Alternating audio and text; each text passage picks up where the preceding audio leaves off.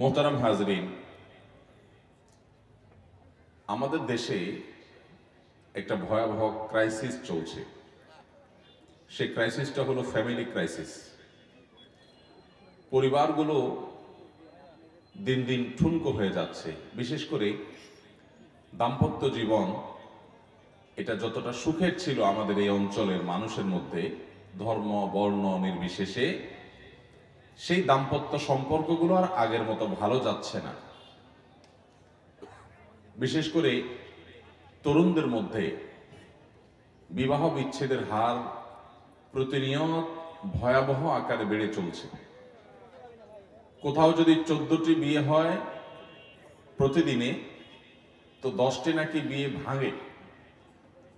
এবং ঢাকা, চট্টগ্রাম সহ বড় বড় শহরগুলোর বিভিন্ন জরিপ বলছে যে বিবাহ ভঙ্গের হার এটা রীতিমতো কপালে ভাঁজ পড়ার মতো। এখন বিয়ে শাদী অনেক ডাকডোল পিটিয়ে হয়, বিয়ে শাদী অনেক ঘটা করে হয়, অনেক আয়োজন করে হয়, অনেক বড় বড় অনুষ্ঠান করে হয়, অনেক গেট হয়, অনেক লাইটিং হয়, অনেক পয়সা কড়ি খরচ করা হয়, অনেক গাড়ি ঘোড়া নিয়ে হয়। দুঃখের বিষয় হলো এত কিছু করেও যে বিয়ে করা হয়, সেই বিয়েটা মূলত দুজন মানুষের যৌথ জীবনের যে শুরু যাত্রা, সেটা যেন ভালো হয়, সে আসল কাজটা কিন্তু হয় না, বরং সেখানে একটা বড় ঘাটতি থেকে যাচ্ছে। সমস্যাটা কোথায়? কেন আমাদের পরিবারগুলোর এই দুরবস্থা?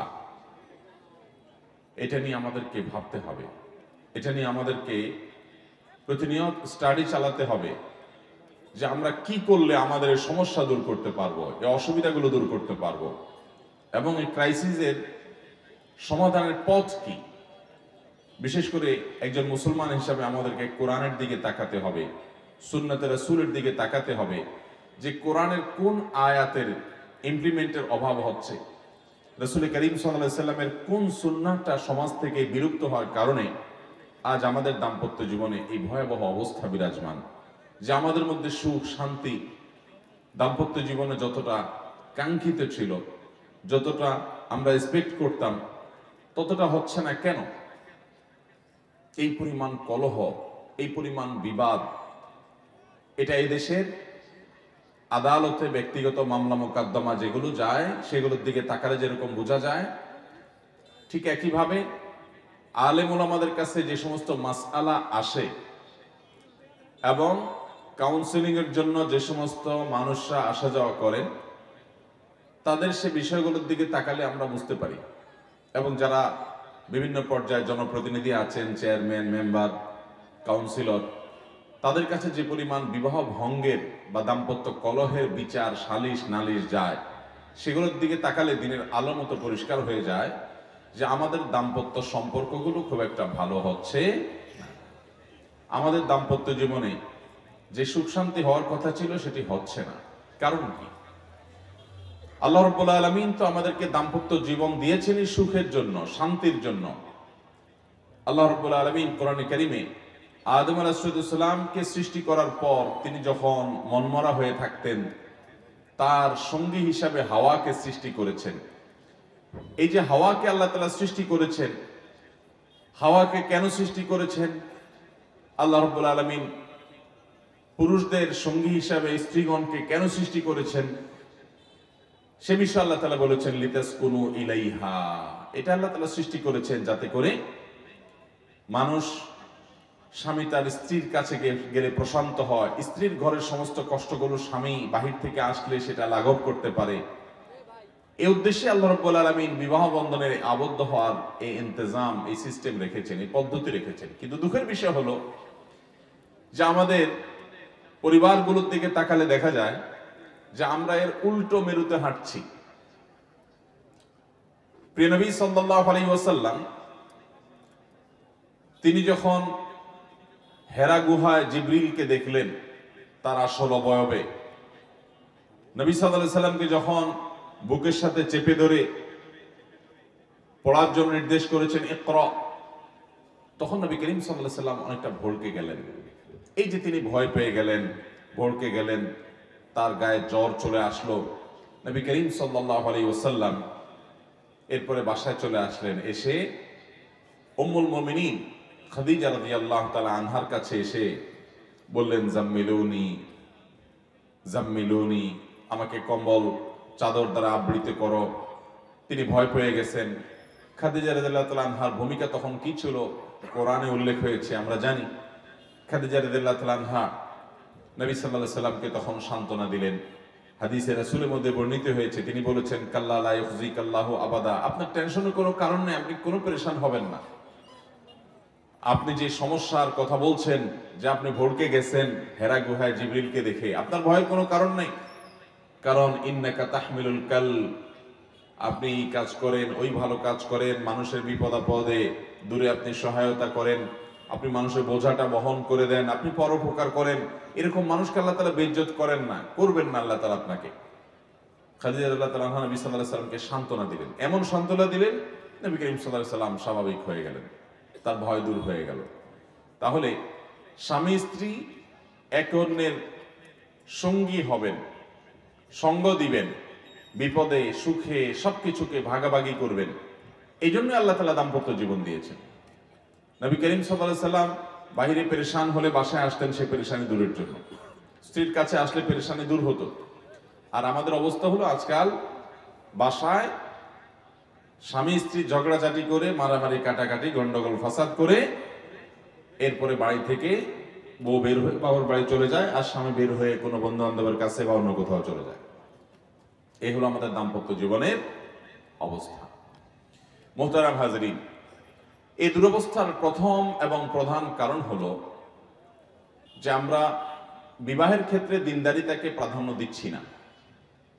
বিবাহের ক্ষেত্রে দিনদারিতাকে প্রাধান্য দিচ্ছি না। বিবাহের ক্ষেত্রে দিনদারিতাকে যদি প্রাধান্য না দেই, তাহলে কখনো দাম্পত্য জীবনে সুখ শান্তি আসবে না। দাম্পত্য জীবনে যদি আমরা সুখী হতে চাই, তাহলে সব কিছুর আগে আমাকে ধার্মিকতা, দিনদারিতা, এটাকে প্রাধান্য দিতে হবে। তাহলে এটা হবে দাম্পত্য জীবনের সুখে জীবন যাপন করবার জন্য প্রথম পদক্ষেপ। নবী করিম সাল্লাল্লাহু আলাইহি সাল্লামের সেই প্রসিদ্ধ হাদিস আমরা সবাই জানি। তিনি বলেছেন, তুনকাহুল মারআতু লিআরবাঈন, নারীদেরকে বিয়ে করা হয় চারটি জিনিস দেখে। কেউ তাদের টাকা পয়সা দেখে বিয়ে করে, কেউ তাদের বংশমর্যাদা, প্রতিপত্তি, প্রভাব, সামাজিক অবস্থান এগুলো দেখে বিয়ে করে, কেউ তাদের সৌন্দর্য, রূপ লাবণ্য সেগুলো দেখে বিয়ে করে, আবার কেউ দিনদারিতা দেখে বিয়ে করে। ফাজফার বিজাতিদ দ্বীন, অতএব তোমরা দিনদারিতা দেখে বিয়ে করবে। এটা যদি করো তাহলে তোমরা সফল হবে, সার্থক হবে, সুখী হবে। অতএব দাম্পত্য জীবনে সুখের মূল চাবিকাঠি হলো যে আপনার সঙ্গী তিনি দিনদার কিনা। এটা আগে থেকে নির্বাচন করবেন যে দিনদার সঙ্গী হতে হবে। অন্য সব ক্ষেত্রে স্যাক্রিফাইস হবে, কিন্তু দিনদারিতে কোনো স্যাক্রিফাইস হবে না। আপনার সঙ্গী যদি দেখতে ততটা সুন্দর নাও হয়, আপনার সঙ্গী তিনি যদি অনেক বেশি সামাজিক অবস্থা সম্পন্ন নাও হন, তার অন্য অনেক দিক থেকে যদি দুর্বলতা থাকেও, কিন্তু তার মধ্যে যদি দিনদারিতা থাকে, আল্লাহ ভীরুতা থাকে, ঈমান থাকে, তাকওয়া থাকে, তাওহীদ থাকে, সুন্নাতে রাসূলকে আঁকড়ে ধরার মানসিকতা থাকে, তাহলে এই দাম্পত্য জীবনে সুখ হবে, শান্তি আসবে ইনশাআল্লাহ। দিনদারিতা কাকে বলে? দিনদারিতা মানে কিন্তু শুধুমাত্র নামাজ কালাম পড়লেন, মহিলারা বোরকা গায়ে দিলেন, পর্দা করলেন, পুরুষরা মুখে দাড়ি রেখে দিলেন, এটাই কিন্তু একমাত্র দিনদারিতা নয়। এটা দিনদারিতার একটা অংশ। দাম্পত্য জীবনে সুখী হওয়ার জন্য দিনদারিতার যে বিষয়গুলো দেখতে হবে, তার প্রথম হলো যে আপনি যাকে বিবাহ করবেন, পুরুষ হোক কিংবা নারী হোক, পাত্র হোক কিংবা পাত্রী হোক, সেই ভদ্রলোক কিংবা ভদ্র মহিলা আল্লাহর কাছে নিজেকে পরিপূর্ণভাবে সমর্পণ করেছেন কি করেননি। এটা হলো সবচেয়ে বড় প্রশ্ন। আল্লাহর কাছে সমর্পণ মানে কি? ইন্না সলাতি ওয়া নুসুকি ওয়া মাহইয়ায়া ওয়া মামাতি লিল্লাহি রাব্বিল আলামিন, নিশ্চয়ই আমার সালাত, আমার কুরবানি, আমার জীবন, আমার মরণ, আমার সব কিছু আল্লাহর জন্য সঁপে দিলাম। আল্লাহ রাব্বুল আলামিন যেভাবে বলবেন এগুলোকে সেভাবে ব্যবহার করব। আল্লাহ বলেছেন কোনো কাজ করতে তো আমি করব, আল্লাহ বলেছেন করো না তো আমি করব না। আল্লাহ তাআলা কোনোটাকে হালাল করেছেন তো আমি সেটাকে হারাম করব না, আর আল্লাহ কোনোটাকে হারাম করেছেন সেটাকে আমি হালাল করব না। এই রকম প্রতিজ্ঞা নিয়ে যদি কোনো মানুষ তার জীবন পরিচালিত করে, তাহলে তিনি দিনদারিতার প্রথম এবং মূল শর্ত পূরণ করেছেন, যে লোকটা আল্লাহর কাছে সারেন্ডার করেছেন। আমরা অনেকে আসি, নামাজ কালাম পড়ি, কিন্তু কোরআনের কাছে আমরা সমর্পণ করি না নিজেকে, হাদিসের কাছে সমর্পণ করি না। ইমানদার সে যে কোরআন এবং সুন্নাহর কাছে নিজেকে সমর্পণ করে, কোরআন এবং সুন্নাহর সামনে সে মাথা নত করে দেয়, অর্থাৎ আনুগত্য করে কোরআন এবং সুন্নাহর। আল্লাহ বলেছেন, আল্লাহ রাসূল বলেছেন, বাস আমার যুক্তি, আমার বুদ্ধি, আমার মেজাজ, আমার রুচি, আমার সব কিছুর বিরুদ্ধে দাঁড়াক, কিন্তু তারপরও কোরআন এবং হাদিসের সামনে আমি মাথা নত করে দিব। বাস কোরআন হাদিসের কথা শুনলে সাথে সাথে সে মাথা নত করে মেনে নেয়। এটা হলো দিনদারিতার মূল বিষয়, প্রধান বিষয়। নামাজ কালাম পড়ে, হালাল হারাম মেনটেন করে না, মাহরাম মেনটেন করে না। মাহরাম পুরুষদের জন্য কিছু মহিলাদের সঙ্গে দেখা দেওয়া জায়েজ, আর কিছু মহিলাদের সঙ্গে দেখা দেওয়া না জায়েজ, হারাম। এই মাহরাম মেনটেন যদি কেউ না করে, তাও সে পরিপূর্ণ দিনদার হতে পারে। ঠিক মহিলাদের ক্ষেত্রে একই কথা প্রযোজ্য। একজন নারীর জন্য কিছু পুরুষের সাথে দেখা দেওয়া জায়েজ, তার বাপ, তার ভাই, তার চাচা, তার দাদা, তার নানা, তার মামা, তার সন্তান, এদের সাথে দেখা দেওয়া জায়েজ। কিন্তু তারা ছাড়া তিনি যদি, যাদের সাথে দেখা দেওয়া জায়েজ নাই, চাচাতো ভাই, খালাতো ভাই, ফুফাতো ভাই, মামাতো ভাই, খালু, তারপর ভগ্নিপতি, এরকম আরো অনেক আত্মীয় স্বজন আছে যারা মাহরামের লিস্টের বাইরের মানুষ, তাদের সাথে যদি কোন নারী পরিপূর্ণ পর্দা না করেন, ঠিক একই কথা পুরুষের জন্য প্রযোজ্য। কোন পুরুষ তার চাচাতো বোন, ফুফাতো বোন, মামাতো বোন, খালাতো বোন, তাদের সাথে পর্দা করেন না, ভাবির সাথে পর্দা করেন না, তাহলে এই লোক কখনো প্রকৃত অর্থে দিনদার হতে পারে? আমাদের দেশে অনেক নামাজি মানুষ পাবেন, এই জায়গায় এসে দেখবেন তাদের দিনদারিতা নাই। তো এই জায়গায় যদি দিনদারিতা না থাকে, তাহলে পরিপূর্ণ দিনদারিতা হলো না। মাহরাম মেনটেন করা, হালাল হারাম মেনটেন করা, এটা দিনদারিতার জন্য অনেক গুরুত্বপূর্ণ একটা বিষয়। এটা যদি না থাকে, তাহলে আপনি তাকে দিনদার বলতে পারেন না পরিপূর্ণভাবে। হালাল হারাম মেনটেন করা মানে আল্লাহ তাআলা কোন উপার্জনকে হালাল করেছেন, তো সেটা আমি গ্রহণ করব। কোনটাকে হারাম করেছেন, সেটা আমি বর্জন করব। ওইটা বর্জন করতে গিয়ে আমাকে যত মূল্য দিতে হয় আমি দেব। প্রয়োজনে আমার না খেয়ে থাকতে হতে পারে, অল্প খেয়ে থাকতে হতে পারে, সবর করা লাগতে পারে, আমার ধার দেনা করা লাগতে পারে, সামাজিক অবস্থান ছোট হতে পারে, অনেক কিছু হতে পারে। সকল প্রকার স্যাক্রিফাইস এবং ত্যাগ করতে রাজি আছি আমি হারাম এবং হালাল মেনটেন করার জন্য। এই হালাল এবং হারাম মেনটেন করার মতো মানসিকতা যদি থাকে কোনো যুবক এবং কোনো যুবতীর মধ্যে, তাহলে দিনদারিতার ক্ষেত্রে সে 100 ভিতরে 40 মার্ক অটোমেটিক পেয়ে গেল, যে হালাল হারাম সে মেনটেন করে। অনেক মানুষ দেখবেন নামাজ কালাম পড়ে, হয়তো মুখে দাঁড়িয়েও আছে, অনেক বোন আছেন যে হয়তো বোরকাও পরেন, কিন্তু এই যে হালাল হারাম মেনটেন, মাহরাম মেনটেন এটা করেন না। তাহলে সেক্ষেত্রে দিনদারিতার ক্ষেত্রে 100 ভিতরে ধরেন 40 মার্কই তার নাই হয়ে গেল, কারণ সে দিনদারিতার অনেক গুরুত্বপূর্ণ একটা পার্ট লঙ্ঘন করে চলেছেন, যেটা আমরা অনেকে খেয়াল করি না। তো আপনি আপনার জীবন সঙ্গী সঙ্গিনী যাকে বাছাই করবেন, অথবা যারা নিজেরা বিয়ে শাদী করেছেন, ছোট ভাই ব্রাদার বোন, অথবা ছেলে মেয়েকে বিয়ে দিবেন, অথবা যে কোনো বিয়ের সাথে আপনার সংশ্লিষ্টতা হবে, তখন আপনাকে খেয়াল রাখতে হবে বিষয়গুলো, যে এই দম্পতির মধ্যে সুখ শান্তি আসার আগে তাদের যার সাথে বিবাহ হবে সেই লোকটা দিনদার কিনা এটা ঠিক করতে হবে। দেখুন, টাকা পয়সার অভাব নাই। আজ থেকে 50 বছর আগে, 30 বছর আগে, 40 বছর আগে আমাদের দেশে মানুষের কাছে এত টাকা পয়সা ছিল না, কিন্তু পারিবারিক সম্পর্কগুলো কিন্তু এখনকার চাইতে ভালো ছিল। স্বামী স্ত্রীর মধ্যে বোঝাপড়াটা এখনকার চাইতে অনেক ভালো ছিল।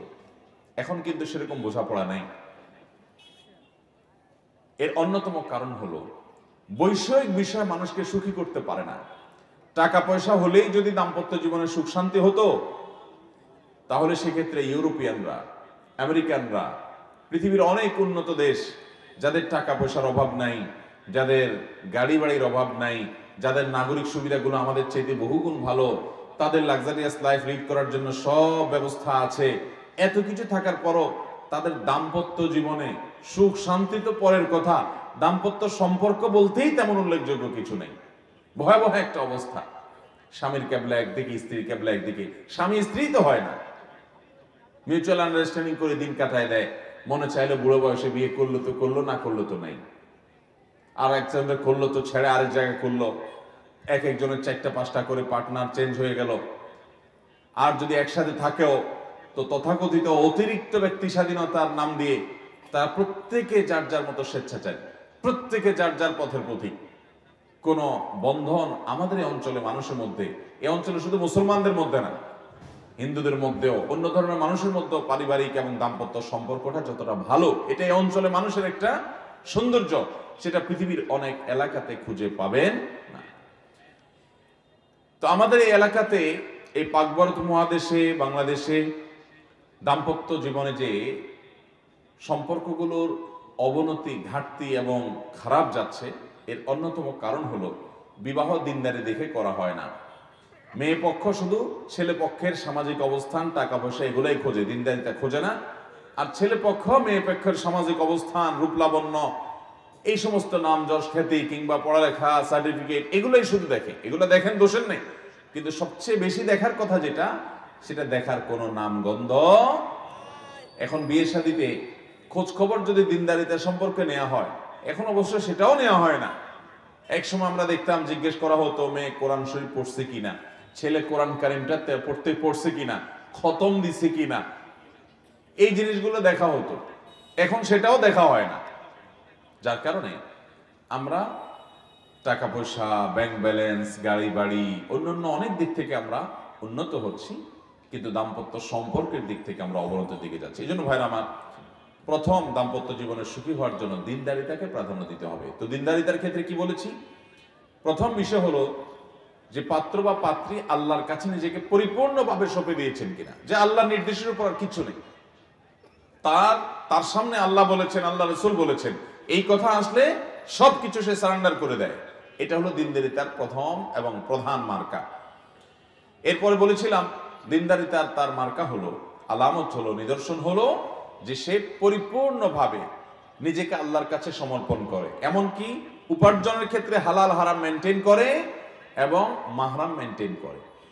মেয়েদের মধ্যে স্বামীর হালাল হারাম মেনটেন করার গুরুত্ব যদি তাদের মধ্যে থাকে, কোনো পাত্রী যদি সেটা উপলব্ধি করেন, হালাল হারাম যদি তিনি মেনটেন করেন, তাহলে তার স্বামী হারাম উপার্জন করুক তিনি চাইবেন না। তিনি চাইবেন তার স্বামী সরকারি চাকরি করুক আর বেসরকারি চাকরি করুক, ব্যবসা করুক আর কৃষি কাজ করুক, যে কাজই করুক না কেন, সে চাইবে যে আমার স্বামী যেন হারাম কোনো কিছু না আনে। আমরা হালাল খেতে চাই, হালাল খেয়ে বাঁচতে চাই, হারাম আমরা চাই না। তাতে সামাজিক অবস্থান না থাকুক, গাড়ি বাড়ি না হোক, আমরা আর্থিকভাবে কষ্টে থাকি, দুর্বল থাকি, কিন্তু আমরা হারামে যাব না।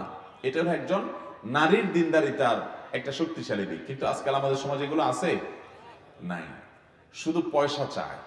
বউ কি চায়? পয়সা চায়। যে পয়সা আনো, কোত্থেকে আনবো আমার দেখার দরকার নেই। পূর্বসূরি সালাফগণ তাদের স্বামীদেরকে বাসা থেকে বের হওয়ার সময় বলে দিতেন যে হালাল যদি উপার্জন করে আনতে পারেন তাহলে আনবেন, আর হালাল যদি উপার্জন করতে না পারেন খালি হাতে আসবেন। আমরা না খেয়ে থাকবো, তবু আমরা হারাম খাবো না। আর এখন আমাদের দিনদারিতার অভাবের কারণে আমাদের মেয়েদের ডিমান্ড হলো স্বামী পকেট ভর্তি টাকা নিয়ে আসতে হবে, হালাল আর হারাম বুঝি না। দিন শেষে আমার টাকা লাগবে, আমার মার্কেটে যেতে হবে, আমার শাড়ি চুড়ি লাগবে, আমার গাড়ি বাড়ি লাগবে, আমার অন্যদের সাথে পাল্লা দিতে হবে, আমার অন্যদের সাথে কম্পিটিশন করতে হবে। এই মানসিকতাগুলো আমাদের দাম্পত্য জীবনের সুখকে তুলে নিয়ে গেছে। ঠিক একই কথা পুরুষের বেলায় প্রযোজ্য, যে তিনি হালাল হারাম মেনটেন করেন না।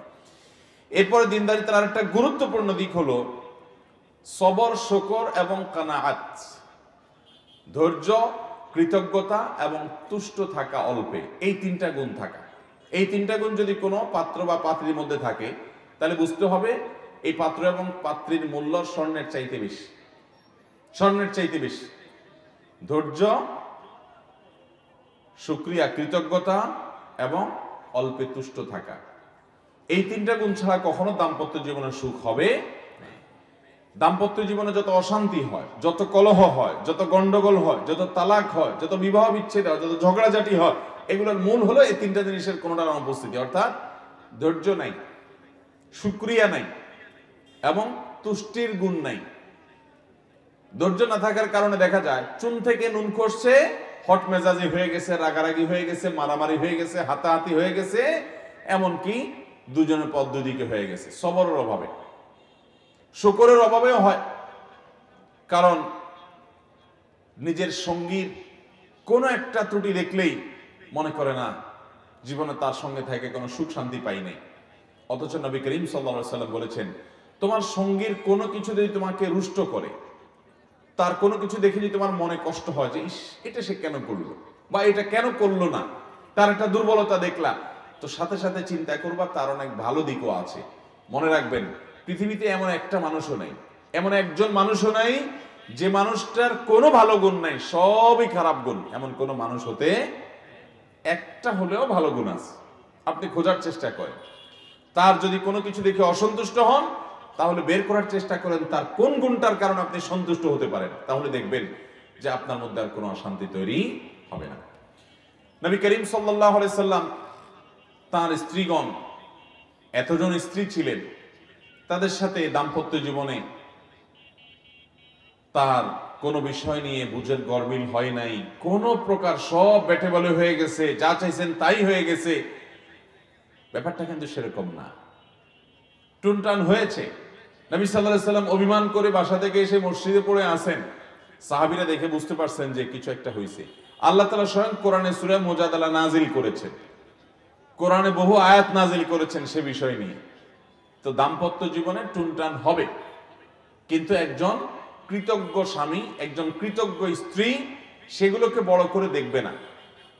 মানুষ হিসেবে মনে কষ্ট হবে, এটা স্বাভাবিক, কিন্তু সে একটা বিষয় কষ্ট পেলে চিন্তা করবে আমার স্ত্রীর অন্য আরেকটা গুণ ভালো আছে।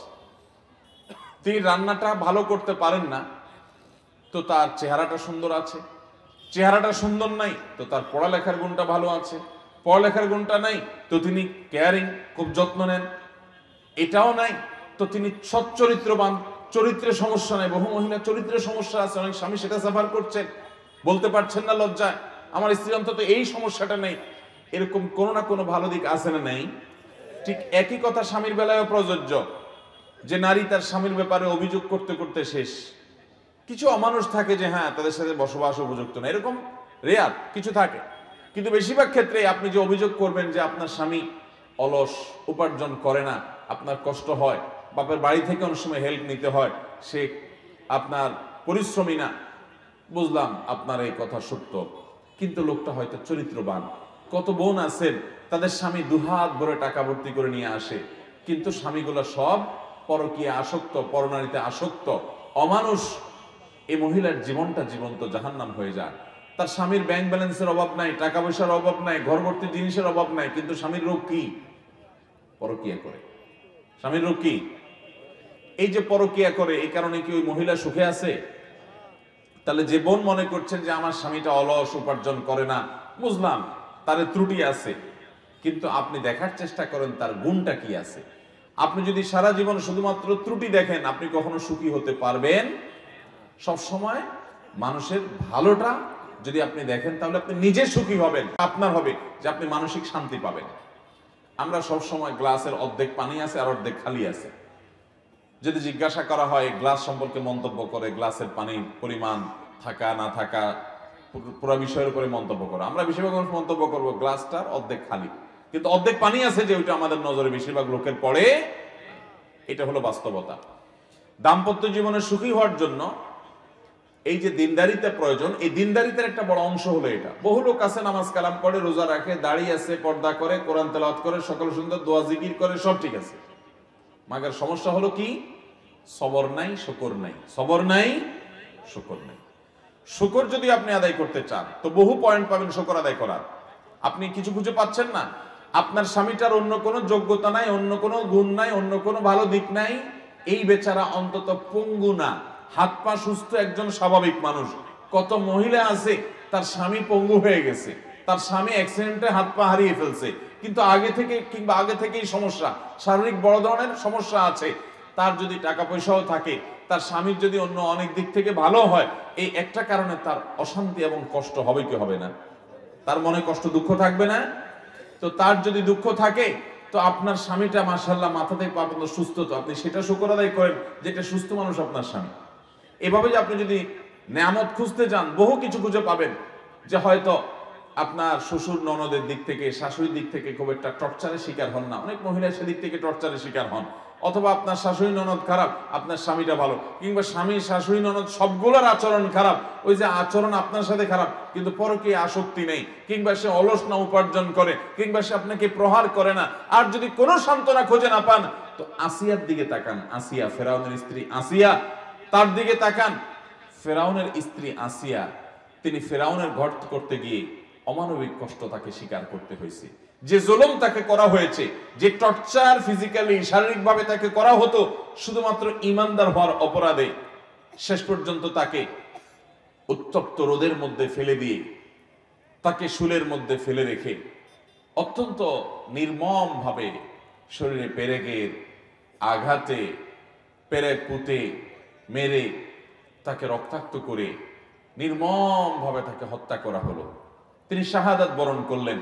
আল্লাহ রাব্বুল আলামিন কোরআনে হাকিমে সেই বিবরণও দিয়েছেন এবং তিনি আল্লাহর কাছে বলেছেন, রব্বিবনি লি ইনদাকা বাইতান ফিল জান্নাহ, আল্লাহ তোমার কাছে জান্নাতে একটা ঘর আমার জন্য বানিয়ে দিও। এ অমানুষ, এ জালিম স্বামীটার জুলুম স্বীকার করে আমি যাচ্ছি দুনিয়া থেকে, তুমি আমার জন্য ঘর বানিয়ে দিও। আল্লাহ রাব্বুল আলামিন শুধু ঘর বানান নাই, তার মৃত্যুর আগে তার সামনে উপস্থাপন করেছেন ফেরেশতাদের মাধ্যমে যে এটাই তোমার ঠিকানা হবে। আমার যে বোনরা স্বামীর ব্যাপারে অভিযোগ করেন, আমি বলছি না যে কোনো অভিযোগকে পাত্তা দেওয়া যাবে না, অভিযোগ পাত্তা দেন, মুরব্বীদেরকে নিয়ে বসেন, দুই পক্ষের মান্যগণ্য মানুষদেরকে নিয়ে বসেন এবং নিজে তাদেরকে স্বামী স্ত্রী পরস্পরকে বোঝানোর চেষ্টা করেন, আল্লাহর কাছে দোয়া করেন, সবর করেন। কোনো কিছুতে যদি না হয়, কোনো আশা যদি না থাকে, বিজ্ঞ আলেমদের সাথে পরামর্শ করেন। যদি বিচ্ছেদ হওয়ার ভিতরে কল্যাণ থাকে সেটা যাওয়া যাবে, শেষ চিকিৎসা সেটা, কিন্তু তার আগে অনেকগুলো বিষয় আছে। আপনি আর কিছু খুঁজে না পান, আপনি একটু তার মধ্যে থাকা কোনো ভালো গুণ আবিষ্কার করার চেষ্টা করেন, অনেক পাবেন, অনেক পাবেন। আপনি যদি আমার কাছে নিয়ে আসেন, আমি অনেকগুলো গুণ বের করে দিতে পারবো, অনেকগুলো গুণ বের করে দিতে পারবো। আর কিছুই পাচ্ছেন না, ফেরাউনের স্ত্রী আসিয়ার চাইতে বেশি তো কষ্ট আপনাকে দেয় না, তার চাইতে বেশি নির্মমতা তো নাই। কোরআনে আল্লাহ রাব্বুল আলামিন 4 জন নারীর দৃষ্টান্ত দিয়েছে। কজন নারীর? 4 জন। এর 2 জন হলো খারাপ আর 2 জন ছিলেন ভালো। খারাপ নারীদের দৃষ্টান্ত দিয়েছেন যাদের, তারা একজন ছিলেন লূত আলাইহিস সালামের স্ত্রী, আরো জন ছিলেন নূহ আলাইহিস সালামের স্ত্রী। আর 2 জন ভালো নারীর দৃষ্টান্ত আল্লাহ তাআলা দিয়েছেন কোরআনে। তাদের একজন হলেন এই ফেরাউনের স্ত্রী আসিয়া, আরেকজন ছিলেন মারিয়াম, যিনি ঈসা আলাইহিস সালামের মা। সতী সাধবী ছিলেন, অনেক অনেক কথা সমাজের মানুষ তাকে শুনিয়েছে, তার চরিত্র নিয়ে অনেক প্রশ্ন তুলেছে, অনেক কষ্ট দিয়েছে, সবর করেছেন, ধৈর্য ধারণ করেছেন। আল্লাহ তাআলা তার পবিত্রতা শুধু ঘোষণাই করেন নাই, কোরআনের অংশ করে দিয়েছেন, ইনজিলের অংশ করে দিয়েছেন। কিয়ামত পর্যন্ত আগত লক্ষ লক্ষ কোটি কোটি মুসলমান, খ্রিস্টান, একাধিক ধর্মের মানুষেরা কিয়ামত পর্যন্ত তারা তার পুত পবিত্রতাকে স্বীকার করবে, মেনে নিবে, সেভাবে আল্লাহ তাআলা উল্লেখ করেছেন। তো আমাদের কোনো বোন যদি শান্তির কোনো দিক খুঁজে না পান, আসিয়ার দিকে তাকাবেন যে আসিয়া কত কষ্ট করেছে। ভাইরা আমার, আমাদের এই সমাজে স্বামী স্ত্রীর মধ্যে কোনো রকম সমস্যা তৈরি হলে কিছু মানুষরূপী শয়তান পাবেন। এরা আপনাকে উস্কে দিবে, বলবে যে আরে মাথা খারাপ, এর সাথে ঘর করা যায়? আছে না নাই? আপনার যদি সংসারটা ভেঙে যায়, এরপরে আপনার যে কষ্টের জীবন হতে পারে আপনার সামনে, নাও হতে পারে, যদি কোনো কষ্টের মুখোমুখি আপনি হন, তখন এই উস্কানি দাতাদের একটাকেও আপনি আর খুঁজে পাবেন না, এগুলো একটাকেও পাবেন না। এরা মেয়েদেরকে উস্কে দিবে যে স্বামীর কথা মানবো না, বদ্ধ করে থাকবো না, দেখবো এবার জগৎটাকে, এটা করব সেটা করব বলে টলে ফুসলায় ফাসলায় বাইর করে। এরপরে তাদের পরবর্তী জীবনের যে স্ট্রাগল, যে যুদ্ধ, যে সংগ্রাম, যে কষ্ট, যে জুলুম, যে নিষ্পেষণ, যে সমস্যা, যে বিপদ, এগুলাতে আর এই উস্কানিদাতা একটাকেও পাওয়া যাবে। কোরআন আমাদেরকে বিভিন্নভাবে দাম্পত্য সম্পর্কগুলোকে টিকাবার জন্য বলেছে। আল্লাহর কাছে সবচেয়ে অপছন্দনীয় বৈধ কাজ হলো তালাক। কোথায় কোথায় তালাক, কোথায় কোথায় তালাক, যে সবর নাই বেসবর, এই জন্য সম্পর্কগুলো ভেঙে যাচ্ছে। ভাইরা আমার, আমরা স্বামী স্ত্রীর মধ্যে যদি বোঝাপড়ার অসুবিধা হয়, তাহলে সবর এবং শুকর এই দুইটা মাধ্যম দিয়ে এগিয়ে যেতে হবে, কোনোভাবে এগুলোকে হাতছাড়া করা যাবে না। ডক্টর খন্দকার আব্দুল্লাহ জাহাঙ্গীর রহমতুল্লাহ আলাইহির এ বিষয়ে একটা বক্তব্য আছে। স্যার রাহিমাহুল্লাহ বলতেন যে স্বামী স্ত্রীর মধ্যে যদি কোনো প্রকার বোঝাপড়ার গরমিল হয়, তো এক শ্রেণী মানুষ পাবেন তারা স্বামীকে যেরকম উস্কায়, স্ত্রীকে এরকম উস্কায় এবং সম্পর্কগুলো টিকতে দেয় না। আর ইসলাম বলে, কোরআন এবং সুন্নাহ বলে না, পারলে তাদের মধ্যে মিল করে দাও, তাদের মধ্যে মীমাংসা করে দাও, দূরত্ব কমায় দাও, এবং কিভাবে দূরত্ব কমানো যায় সে উদ্যোগ গ্রহণ করো। আপনারা দেখবেন কোনো মহিলা তার স্বামীর কষ্টের কথা যদি কোনো মানুষের কাছে বলে, বিশেষ করে কোনো পুরুষের কাছে যদি বলে, তো অনেক পুরুষ আছে, এগুলো মানুষরূপী ইবলিস, এগুলোর পরিচয় আমি বলি, এগুলোর বৈশিষ্ট্যটা আমি বলি। এগুলো আছে মহিলাকে বলবে, হয়তো পর্দা করে না, বেপর্দা, মহিলাকে বলবে, ভাবি আপনার মতো সুন্দরী মহিলা এই লোকটার সাথে আসলে মানায় না, আপনার বাপ মা যে কি বুঝে তার সাথে বিয়ে দিল, আহারে আপনার জীবনটা শেষ হয়ে গেল। এটা হলো সাক্ষাৎ ইবলিস। যদি ইবলিস দেখতে চান ওই লোকের দিকে তাকাবেন। ইবলিসের সুরত হয় সে ধরছে, আর নাহলে ইবলিস তার উপরে ভর করছে, দুটার একটা। কারণ বিয়ের পর একজন নারীকে এই কথা বলা মানে হলো তার সংসারে আগুন ধরায় দেওয়া। ঠিক একইভাবে পুরুষকেও এসে দেখেন অন্য কোনো মহিলা কিংবা তার কোনো পুরুষ বন্ধু দেখবেন এরকম উস্কানিমূলক কথা বলবে যে ভাই আপনার মতো রাজপুত্র ছেলে, আপনার জীবনে কত ভালো ভালো ছেলে পাওয়া যাইত, ইস আপনার জীবনটা বহুত কষ্টে যাচ্ছে ভাই, খারাপ লাগে ভাই আপনার জন্য। এরকম এরকম ভালো মানুষ সাইজা অনেক লোক আছে কি আসে না? আপনি বুঝবেন যে এটা এক নম্বরের ইবলিস। এটা আমাকে ফুসলাচ্ছে, উস্কাচ্ছে আমার স্ত্রীর বিরুদ্ধে আমাকে। আবার কিছু আছে দেখবেন ডাহা মিথ্যা কথা বলে। কি মিথ্যা কথা জানেন? আইসা বইয়ের তারিফ করবে, এমন তারিফের তারিফ, এগুলো আরেক অমানুষ। আপনার বইয়ের তারিফ আরেক পুরুষের কাছে বলে বেড়াবেন, হাদিসে পরিষ্কার নিষেধ আছে, নবী করিম সাল্লাল্লাহু আলাইহি ওয়াসাল্লাম নিষেধ করেছেন। হ্যাঁ, একটা সহনীয় পর্যায়ে হতে পারে, বিশেষ করে তার প্রাইভেসি, ব্যক্তিগত বিষয়গুলোর কথা বলছে, সেগুলোর পরে হাদিসে নিষেধাজ্ঞা আছে। অনেকে আছে যে এই ক্ষেত্রে মিথ্যা কথা বলে, ডাহা মিথ্যা কথা। যা দেখেন বাসায় বউর সাথে সারাদিন চুলাচুলি চলে, হাতাহাতি চলে, ইউক্রেন রাশিয়ার যুদ্ধ চলে, কিন্তু অফিসে আইসা কলিগের সাথে, সহকর্মীর সাথে গাল গল্প দেয়, জানোস না দোস্ত আমার বউটা রে বাপরে বাপ, আমার যা কেয়ার করে। ডাহা মিথ্যা কথা। এবার যে বেচারার কাছে বলে, ওই বেচারা একটু সোজা সরল বোকা শোকা, তখন চিন্তা করে হায় হায় রে আমার কপালে তো এরকম হইল না, আমার বউটা তো এরকম করে না। আবার ওই মহিলার কাছে দেখবেন কিছু মহিলা আছে, ইবলিস মার্কা মহিলা, আইসা মহিলাকে ফুসলাবে, বলবে কি জানেন, আরে আমার স্বামীটা কোনোদিন খালি হাতে আসে না, আমি নিষেধ করি তবু আমার খাওয়াইতে খাওয়াইতে শেষ, আমার বাপের বাড়িতে যাইতে 3 হাত ভরে নিয়ে যায়, হাত আছে 2টা, 3 হাত ভরে নিয়ে যায়। কোনোভাবে তারে আমি বলেও নিষেধ করলেও সে থামে না, শুনে না, এইরকম আদর করে আমারে।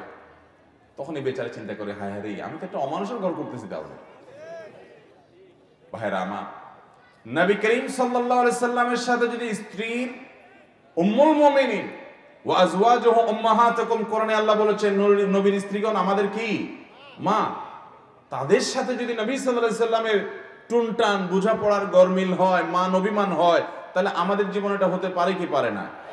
তার জীবনে যদি হয় একবার, আমাদের জীবনে শতবার হবে, এটাই স্বাভাবিক। যদি কেউ বলে না আমার কিছুই হয় না, কোনো সমস্যা হয় না, একেবারে আমরা দুধের দোয়া, তাহলে বুঝতে হবে ডাল মে কুছ কালা হ্যায়। এগুলো বেশিরভাগ মিথ্যাবাদী, এরা মিথ্যাবাদী, গাল গল্পবাজ, বাইরে এসে ভালো সাজে, ভেতরে যায় দেখেন সারাদিন চুলাচুলি করে দোনোটা, বাইরে এসে ভদ্র সাজে। অনেক বোকাশোকা স্বামী আছে, অনেক বোকাশোকা স্ত্রী আছে, এগুলো না বুঝেই ফাঁদে পা দিয়ে দেয়, মনে করে হায় হায় রে এতে আমি অমানুষের সাথে জীবনটা কাটাই দিলাম।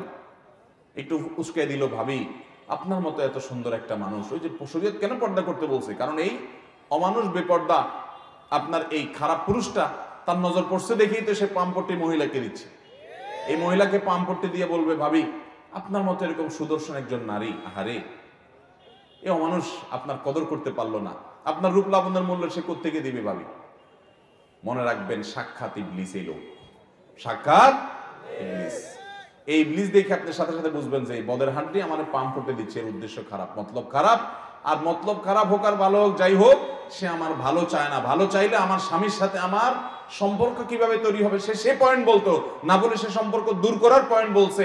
মানুষ সুখে থাকার জন্য কৃতজ্ঞ থাকতে হবে। অকৃতজ্ঞ থাকলে পৃথিবীতে সবকিছু পাইও সে সুখী থাকতে পারে। সব পাইছেন, এরপরেও আপনার মনে হবে যে ওইটা তো পাই নাই। অভাব থাকতে পারে কি পারে না?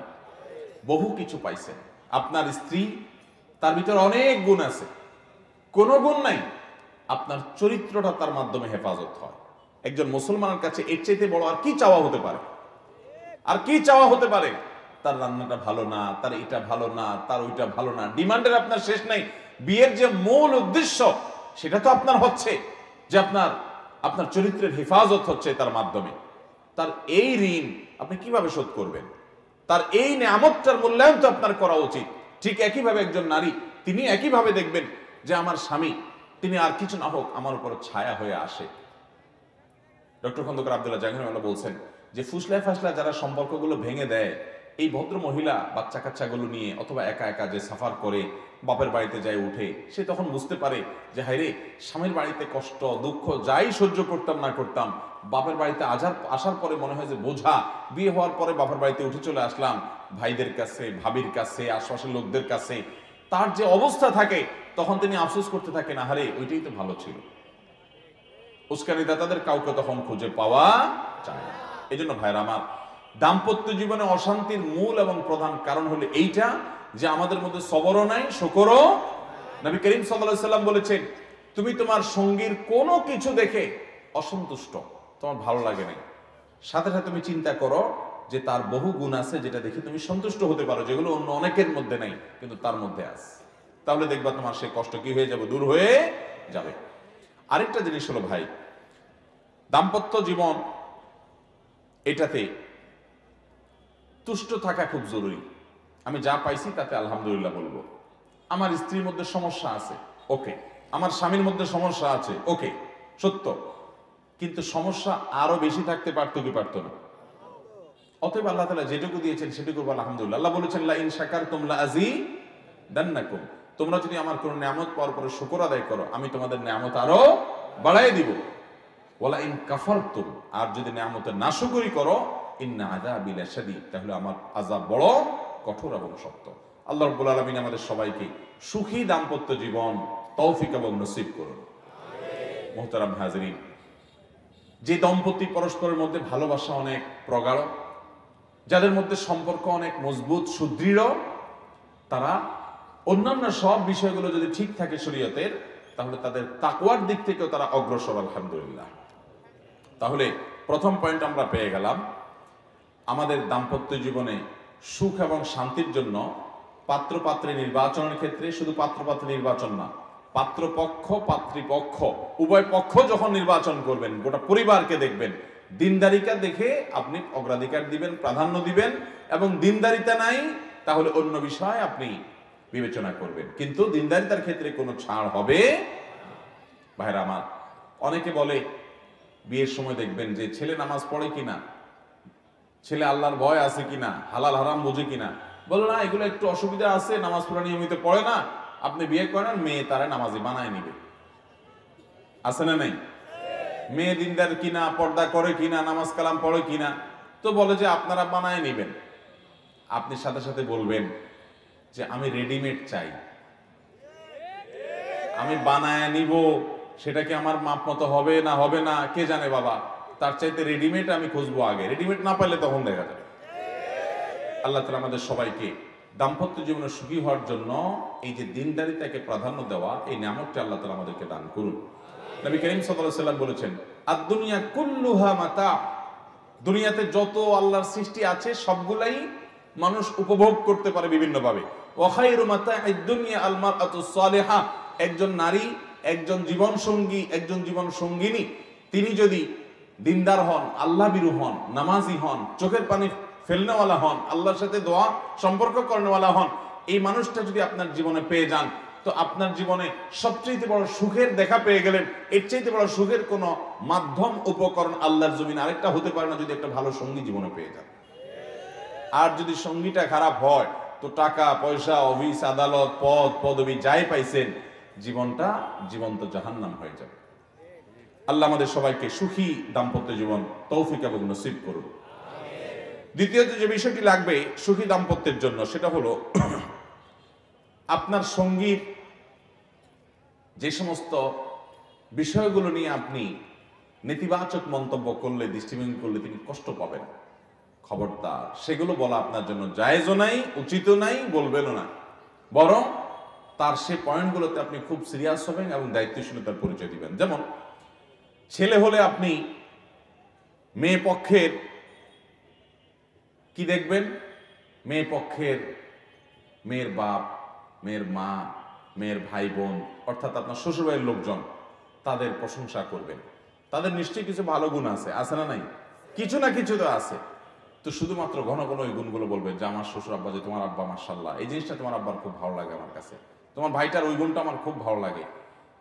আমাদের অনেক পুরুষরা আছে ব্যাককল, শুধু শ্বশুরবাড়ির বদনাম শোনা বউয়ের কাছে। এগুলোর নাম হলো ব্যাককল পুরুষ। আরে ঘর ঠিক তো দুনিয়া ঠিক।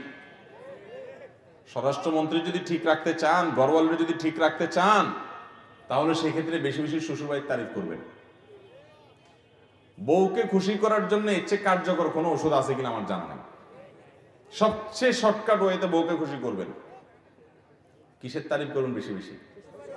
শ্বশুরবাড়ির তারিফ করবেন, যে আমার শাশুড়ির রান্নাটা উফ মাশাআল্লাহ, তুমি আমার কাছে বেশি বেশি থাকবা, রান্না শিখবা। আর আমার শ্বশুর মাশাআল্লাহ, ওনার এই গুণটা আমার এত ভালো লাগে, তোমার এই ভাইটা, তোমার এই বোনটা, তোমার ভগ্নিপতিটা মাশাআল্লাহ। যত বেশি ওই বাড়ির মানুষের তারিফ করবেন, প্রশংসা করবেন। আবার দেখেন মা বোনের সামনে করে মাইদুর খাইয়েন না। এটা জায়গা বুঝা সুবিধা মতো বেশি বেশি করে প্রশংসা করবেন।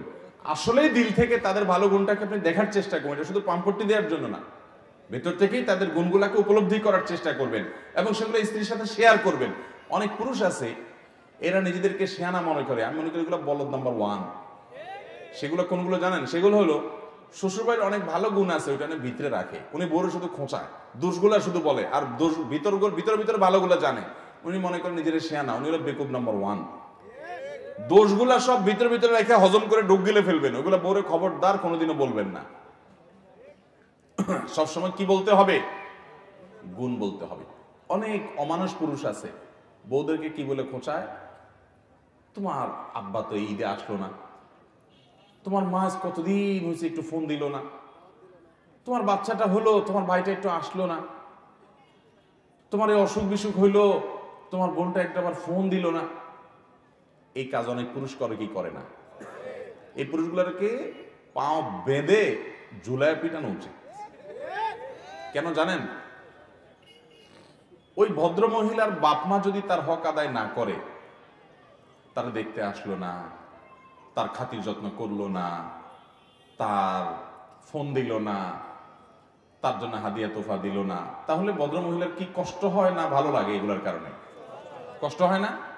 যে আমার আব্বাটা ফোন দিল না, আমার আম্মাটা অনেকদিন হলো একটু আসলো না, একটু খোঁজ খবর নিল না, আমার ভাই বোনগুলো একটু আসে না, আমার শ্বশুরবাড়িতে আমার মুখটা উজ্জ্বল হয় না, আমার নিজেও পরের ঘরে পড়ে আসি, পরের সংসারে আসছি, নতুন দাম্পত্য জীবন শুরু হয়েছে, তারা একটু আসবে, সেভাবে আসে না। তার মনে কষ্ট আছে না নাই? ওই মনে কষ্ট থাকার পর আপনি যদি আরো খোঁচান তারে, তাহলে কি তার সুখ বাড়বে না দুঃখ বাড়বে? তাহলে সেক্ষেত্রে কোনো ভদ্রলোক, মুসলমান তো বটেই, কোনো ভদ্র মানুষ কোনোদিন তার স্ত্রীকে এগুলোর জন্য খোঁচাখুচি করতে পারে?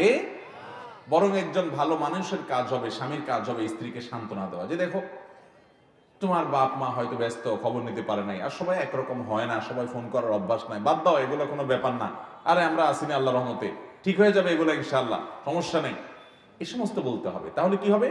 স্ত্রী চিন্তা করবে আমার দুঃখের কথাটা আমার স্বামী বুঝছে। বেশিরভাগ স্বামীদেরকে দেখবেন, বা একটা বড় অংশ স্বামী আছে, বেশিরভাগ না হোক, যে শ্বশুরবাড়ির বিষয় আসে নিয়ে বউরে খোঁচায়, আছে না নেই? ভাইরা আমার, একই কথা মহিলাদের জন্য প্রযোজ্য। যে কথার কথা, ধরুন একজন মহিলা, তার স্বামী, তার বাপ মা তার প্রতি সুবিচার করছে না, তার ভাই বোন তার ভিতরে সুবিচার করছে না। হতে পারে এরকম যে বাপে জমি জমা আরেক ভাইকে দিয়ে দিচ্ছে, আপনার স্বামীকে দিচ্ছে না, অথবা আপনার মা অন্য ভাই বোনকে অনেক আদর যত্ন করে, আপনার দিকে খেয়াল করছে না। আপনার ভাই বোনরা তাদেরকে অনেক লালন পালন করছেন, অনেক ভরণ পোষণ দিচ্ছেন, তাদের পড়ালেখা করাইছেন, টাকা পয়সা খরচ করছেন, এখন তাদের দিনকাল ভালো, তারা আপনার দিকে তাকায়ও না। এরকম হতে পারে কি পারে না? তখন অনেক মহিলা আছে এগুলো দিয়া স্বামীকে এগুলো অস্ত্র হিসেবে পায়, এক একটা আলপিনের মতো খোঁচায় বা স্বামীকে এগুলো দিয়ে কি করে খোঁচায়, যে তোমার বাপটা কোনো মানুষ, তোমার মা এটা কোনো কাজ করলো, তুমি কত কিছু করলা তাদের জন্য, ওরা তোমার বাচ্চার দিকে তো তাকাইলো না, মানুষ হয়তো অমানুষ হয়। এই মহিলা হলো ব্যাককল মহিলা। এই মহিলার নাম কি মহিলা? নির্বোধ মহিলা। বুদ্ধিমান মহিলা হলে সে তার স্বামীকে সান্ত্বনা দিবে, আরে বাদ দাও, এই সমস্ত ভুলে যাও, তোমার ভাই ব্রাদার তোমার দিকে লক্ষ্য করছে না, তাতে কি হয়েছে, তোমার লক্ষ্য করার মানুষ অভাব আছে, কেউ লাগবে না, আল্লাহ যথেষ্ট আমাদের জন্য, টেনশন করবা না। আর আম্মা আব্বা ওনারা বুড়া মানুষ, ওনাদের অনেক ভুলভাল হয়, আল্লাহ ওনাদেরকে মাফ করুক, মানুষ বয়স হয়ে গেলে অনেক উল্টা পাল্টা হয়, এগুলো এত মাথা রাখতে হয় না, কোনো দরকার নাই, আল্লাহ ভরসা, আমাদের আল্লাহ হলে চলবে, কিচ্ছু লাগবে না। আরে আমরা তো দুজন দুজনের ভালোবাসি, আমরা তো ঠিক আছি, জগৎ উল্টে যাক, কিছু আসে যায় না। এটা একজন সৎ স্ত্রী, একজন নেককার স্ত্রী তার স্বামীকে বলবে। কিন্তু অনেক মহিলা আছে নামাজ কালাম পড়ে, বোরকাও পড়ে, কোরআন তেলাওয়াত করে, তাসবিহ তাহলিল করে, কিন্তু স্বামীকেও নিয়মিত খোঁচায়। ভাইরা আমার, দিনদারিতা শুধুমাত্র এই কপালে দাগ ফেলানোর নাম না, দিনদারিতা শুধুমাত্র দাড়ি লম্বা করে ফেলার নাম না, এগুলা দিনদারিতা, কিন্তু এগুলোর পাশাপাশি আমাদের আচরণটা সুন্দর করতে হবে, তখন আমরা পরিপূর্ণ দিনদার হতে পারবো ইনশাআল্লাহ। অতএব ভাইরা আমার, দাম্পত্য জীবনে এই সুখী হওয়ার জন্য দ্বিতীয় পয়েন্টটা খুব গুরুত্বপূর্ণ, যে আমার সঙ্গীকে কোন কথাটা বললে তার আঘাত হবে, তার দুর্বলতার জায়গাগুলো কি, সেগুলোকে টাচ না করা, স্পর্শ না করা, বরং সেগুলো তার সান্ত্বনা দেওয়া। স্বামী স্ত্রীকে, স্ত্রী স্বামীকে, পরস্পর পরস্পরকে। আর স্বামী হিসাবে বিশেষভাবে ওই যে বললাম, শ্বশুরের লোকদের তারিফ করবেন, যত বেশি শ্বশুরের লোকদের তারিফ করবেন তত বেশি দেখবেন আপনার স্ত্রী আপনার অনুগত থাকবে, সম্পর্কটা ভালো থাকবে। আপনি স্ত্রীকে দিয়ে, শুধু স্ত্রীর কথা বলবো না, স্বামীর ক্ষেত্রে একই কথা, দাম্পত্য জীবনে পামপট্টি দেওয়া জায়েজ আছে। দাম্পত্য জীবনে পামপট্টি দেওয়া কি আছে? একজন মুসলমানের চরিত্রে মানুষকে বেহুদা পামপট্টি দেওয়া এমনি ভালো কোনো গুণ না, এটার মুদাহানাত বলে, তেল মারা বলে, বুঝতে পারছেন? এটা এমনিতে ভালো গুণ না, কিন্তু স্বামী স্ত্রীর জন্য এটা ভালো গুণ না, এটা জায়েজ আছে। একটু ঘুরায় গাড়ায় বললেও জায়েজ আছে। আপনি যে আপনার বউকে বলেন যে তুমি চাঁদের চাইতেও সুন্দর, কিসের চাঁদ, আরে বাদ দাও চাঁদ চাঁদ, বাসায় ঢুকে হঠাৎ করে লাইটটা বন্ধ করে দিলেন, আরে লাইট বন্ধ করছে, লাইট দরকার নেই, তুমি থাকতে লাইট একেবারে নিষ্প্রয়োজন, কোনো দরকার নেই। শরবত বানায়া চিনিটা না দিয়া বললেন যে আঙ্গুলটা ধুয়ে একটু চুবাই দাও, কারণ তুমি চুবাই দিলে আর চিনি লাগবে না। আল্লাহ তোমার মধ্যে এত মিশ্রতা দিয়ে রাখছে, মাশাআল্লাহ। ভাই আর কয়টা শিখাই দিব? এই যে দুইটা কথা বললাম, এই দুইটা আমার শেখানো না, ডক্টর আয়াজ আল কারনি, সৌদি আরবের জনপ্রিয় আলেমে দ্বীন, এই দুইটা পয়েন্ট, এই যে বাসা ঢুকলে লাইট বন্ধ করে দেওয়া আর চিনির মধ্যে আঙ্গুল চুবাই দেওয়া, এটা ওনার পরামর্শ। উনি কোন এক ইউনিভার্সিটিতে অনেক লোকের মধ্যে বক্তব্য দেওয়ার পর বলেছেন যে আমার এই পরামর্শ শুনে অনেক দম্পতি তাদের দাম্পত্য জীবনে সুখী হয়েছে, আমাকে পার্সোনালি তারা জানাইছে যে ওষুধ কাজ করছে। তো এখন দুইটা উনি শিখাই দিছে, আর বাকিগুলো আপনাকে বের করতে হবে, প্রশংসা করতে শিখতে হবে। অনেক স্বামী আছে, অনেক স্ত্রী আছে প্রশংসা করতে জানে না, প্রশংসা করতে জানে না। প্রশংসা যদি আপনি করতে না জানেন, আপনি কখনো দাম্পত্য জীবনে সুখী হতে পারবেন না। আপনাকে প্রশংসা করতে শিখতেই হবে। প্রশংসা প্রথম প্রথম করলে একটু, বিশেষ করে সারা জীবন দুর্নাম করছেন, এখন ওয়াজ শুনে যায় যদি বোর একটু পাম্পটি দেন, বলবে ব্যাপার কি, তুমি পাম দিতেছো আমারে, ওই মৌলবীর ওয়াজ শুই না। প্রথম প্রথম একটু বলবে, কিন্তু আপনি পাম বন্ধ করবেন না, এসব শুনে চালায় যাবে। আচ্ছা পাম না বলি, প্রশংসা, সুন্দর কথা বলি, প্রশংসা চালায় যাবেন, নিয়মিত যদি চালায় যান চালায় যান চালায় যান, এবং সিরিয়াসলি দিল থেকে, এটা উপর দিয়ে না, দিল থেকে তার ভালো গুণগুলো দেখেন, দেখে আপনি মুখে বলেন, স্বীকৃতি দিতে শিখেন। মানুষ স্বীকৃতি চায়। শুনেন, স্ত্রী এই কাজ করে না, ওই কাজ করে না, আপনার নাস্তা বানায় খাওয়ায় না, আপনার জামাটা গোছায় দেয় না, আপনার কথাটা শুনে না, তর্ক করে, হান করে, তান করে, বহু বদনাম করেন। তো আপনি নিজে কিছুদিন তার ভালো গুণগুলো খুঁটে খুঁটে বলা শিখেন, এগুলো প্রশংসাগুলো করতে শিখেন, এগুলো স্বীকৃতি দিতে শিখেন। নিয়মিত যখন এটা করতে থাকবেন, শুধুমাত্র প্রশংসা করে আপনি তাকে খুন পর্যন্ত করতে পারবেন। খুন করা বুঝেন, মানে তাকে দিয়ে সব করাতে পারবেন। একই কথা পুরুষদের বেলাও প্রযোজ্য। স্বীকৃতি দিতে হবে, কৃতজ্ঞতা আদায় করতে হবে। সবচেয়ে দাম্পত্য জীবনে অশান্তির মূল কারণ হলো অকৃতজ্ঞতা।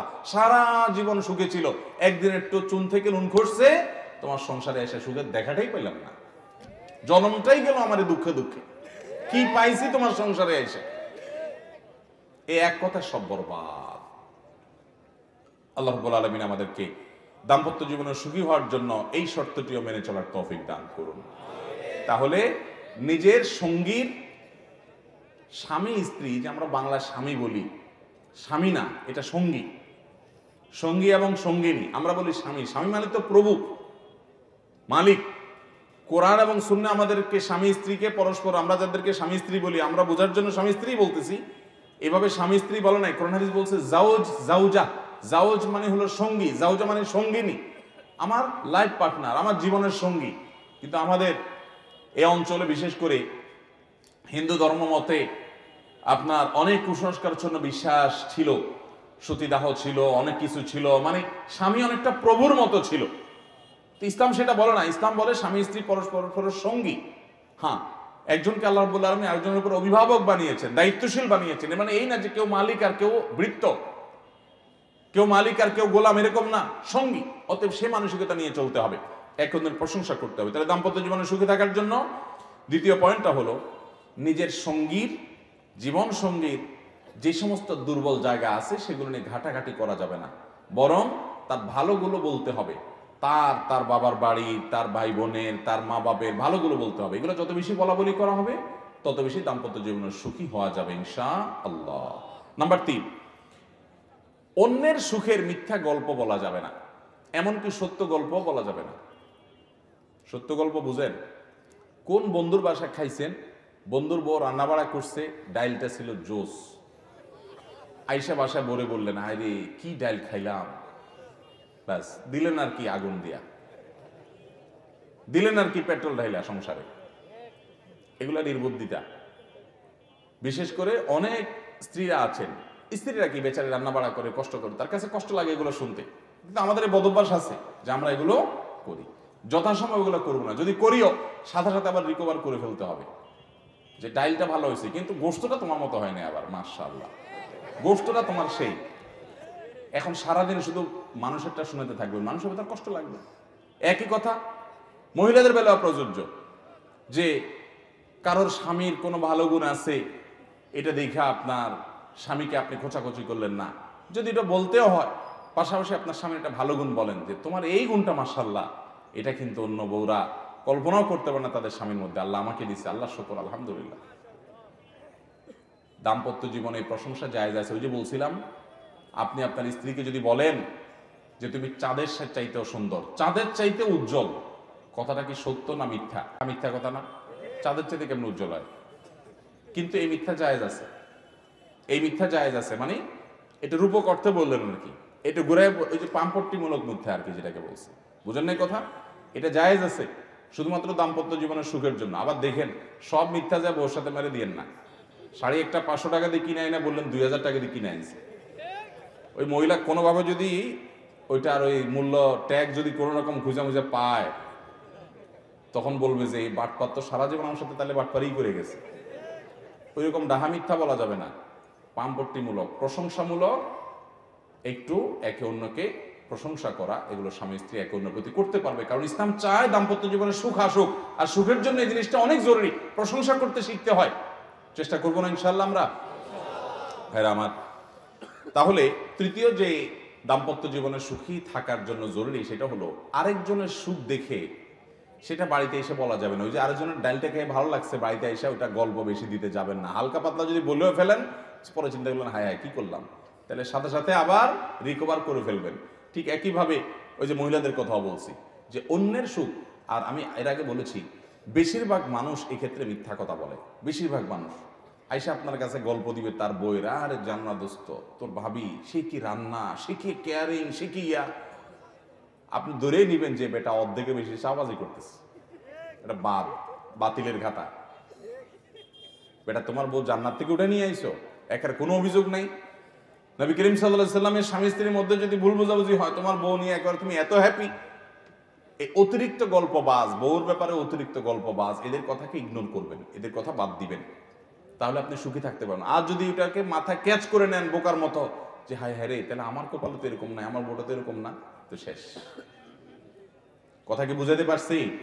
তাহলে সুখে থাকার জন্য অন্যের সুখের মিথ্যা গল্প, এমনকি সত্য গল্প বাসায় এসে প্যান প্যান প্যান করে বউর কাছে বলবেন না, বউ স্বামীর কাছে বলবেন না। দেখবেন যে তাদের মধ্যে এটা আছে, আমাদের মধ্যে অন্যটা আছে, আলহামদুলিল্লাহ। নিজেরা খোঁজার চেষ্টা করবে। নাম্বার 4, ক্ষমা করতে জানতে হবে। একসাথে দুইটা মানুষ থাকতে গেলে টুনটান হতে পারে কি পারে না? পারে, শুধু না, হবেই, এটা নিশ্চিত। টুনটান হবে কি হবে না? হবে। তো হলে কি করতে হবে? ক্ষমা করতে জানতে হবে। বিশেষ করে স্বামীদের এক্ষেত্রে আরো বেশি করা লাগে। দুনিয়াতে একজন মানুষ আছে যে ভুল করবে না কিন্তু মাপ চাবে, তার নাম স্বামী। ভুল করবে না কিন্তু কি চাবে? মাপ চাবে। সরি, তাহলে আমারই ভুল হয়েছে, থাক। শুধুমাত্র একটু ভুলটা স্বীকার করেন, দেখবেন আগুনে পানি ঢেলে দিস। এরপর আপনি তার ভুলটা সুন্দর করে ধরায় দেন। সে যখন ঠান্ডা হয় দেখবেন যে সেটা গ্রহণ করবে, কিন্তু আগে আপনাকে সারেন্ডার করতে হবে। মহিলারা চায় তার স্বামীটা তার সামনে পরাজিত থাকুক, পরাজিত, বিড়ালের মতো থাকুক। আর অনেক স্বামী আছে বেকুব, সারা দুনিয়াতে বিড়ালের মতো মেওয়া করে আর বাসায় এসে বাঘ সাজে। আরে ভাই, সারা জীবন বাঘ, বাইরে বাঘ সাজবেন সারা দুনিয়াতে, কিন্তু বাসায় আসতে বিড়ালের মতো হয়ে যাবেন, তাহলে সুখে থাকতে পারবেন? আর তা না হলে মায়ের একটাও নিচে পড়বে না, সব পিঠে পড়বে। কথা কি বুঝাতে পারছি? এবং একই কথা আমার বোনদেরকে আমরা বলবো, ক্ষমা করতে জানতে হবে। স্বামীরও ভুল হতে পারে, ক্ষমা করতে জানতে হবে। এবং তেড়ামি করা যাবে না। অতিরিক্ত তেড়া মানুষ কখনো সুখী হতে পারে। মানুষ হিসেবে কষ্ট হতে পারে, জেদ হতে পারে, দুঃখ হতে পারে, ক্ষমা করে দিতে হবে। আপনার সঙ্গী সে একটু বেশি রাগী, তাহলে একটু মাথায় রাখেন যে সে রাগী, এবং হিসাব নিকাশ করে চলেন, এবং সবকিছু নিয়ে বাড়াবাড়ি করে না। কিছু হইলেই আপনি একবার সিরিয়াস হয়ে যাবেন, এটা উচিত না। আশরাফ আলী থানভী রহমতুল্লাহ আলাইহির কাছে এক লোক আসছে, এসে বলছে, হুজুর, আমার বাসায় বউটা এমন জ্বালাতন করে, বাহির থেকে সারা দুনিয়ার পেরেশানি সব কিছু মাথায় নিয়ে বাড়িতে আমি এসে ঢুকি, ঢুকার পরে আমার বউ আমার সঙ্গে যুদ্ধ শুরু করে দেয়, আর বকা জকা, ঢুকতে দেরি, আমি ব্যাগটাও রাখতে পারি না, জামাটাও খুলতে পারি না, তার আগে সে আমার সাথে এই হান করলা কেন, তান করলা কেন, ওইটা হল না কেন, মানে ঘেউ ঘেউ ঘেউ ঘেউ শুরু করে। তার অত্যাচার আমি থাকতে পারি না, কি করবো, আমাকে বুদ্ধি দেন। তো আশরাফ আলী থানভী রহমতুল্লাহ বলছেন যে বুদ্ধি হলো, তুমি তোমার বাড়িতে ঢোকার আগে দরজায় কলিং বেল টিপে বা দরজা খটখট করে তুমি আসছো এই খবর জানাইবা, তারপর বউ দরজা খুলবে, তারপরে সে তোমার সাথে রাব বিহেভ করবে, তোমার চেহারা দেখে বকাঝকা শুরু করবে, এটা নাই কেন, এটা নাই কেন ইত্যাদি। তো তুমি দরজার সামনে গিয়ে দরজায় নক করার আগে কয়েক সেকেন্ডের জন্য একটু দাঁড়াবা। আচ্ছা, দাঁড়ায় কি করব? দাঁড়ায় তুমি চিন্তা করবা যে ধরা যাক আমার বাসায় একটা পাগলা কুত্তা আছে, এটা ধরা যাক বউ আছে ভিতরে, এটা পাগলা কুত্তা আছে, তো সে মানুষ দেখলে অযথায় হুদাই ঘেউ ঘেউ করে, এটা ধরা যাক, কিন্তু দেখেন আবার ধরছেন। তো থানভী বলছেন যে এটা ধরে নিবেন, এটা ধরে নিয়ে আপনি কয়েক সেকেন্ড অপেক্ষা করে এরপরে বিসমিল্লাহ বলে দরজা নক করবেন। নক করবা, খোলার পর যদি যুদ্ধ শুরু হয়ে যায়, তো সাথে সাথে আপনি ওই কল্পনার জগতে চলে যাবেন যে আগে ধরে নিছি যে ওইটাই। তো যখন এটা আপনি মনে করবেন, তখন আর আপনার কষ্ট হবে না যে ওইটা তো কাঙ্ক্ষিত, এটা তো হওয়ার কথা ছিল, এটা পাত্তা দিবেন না। তো লোকটা ঠিকই আয়সা বাসায় ওইটা অ্যাপ্লাই করছে, ওই সিস্টেম। আয়সা চিন্তা করছে যে বাসায় গেলেই তো ঘেউ ঘেউ শুরু হবে, এটা আমি মাইনে নিলাম, আমার বাসায় এরকম কিছু আছে। বিসমিল্লাহ বলে নক করছে, খুলছে, শুরু হয়ে গেছে যুদ্ধ। তো একটা পর্যায়ে, প্রতিদিন কি আর এভাবে শুরু হয়, একটা পর্যায়ে শুরু হয়। তো যাই হোক, এটা যখন শুরু হয়েছে তখন ভদ্রলোক মনে মনে ওইটা চিন্তা করছে, ওইটা চিন্তা করার পরে তার মনের মধ্যে পিক করে সে হেসে দিচ্ছে। এবার বউ উল্টা আবার খেপছে, তুমি হাসলা কেন?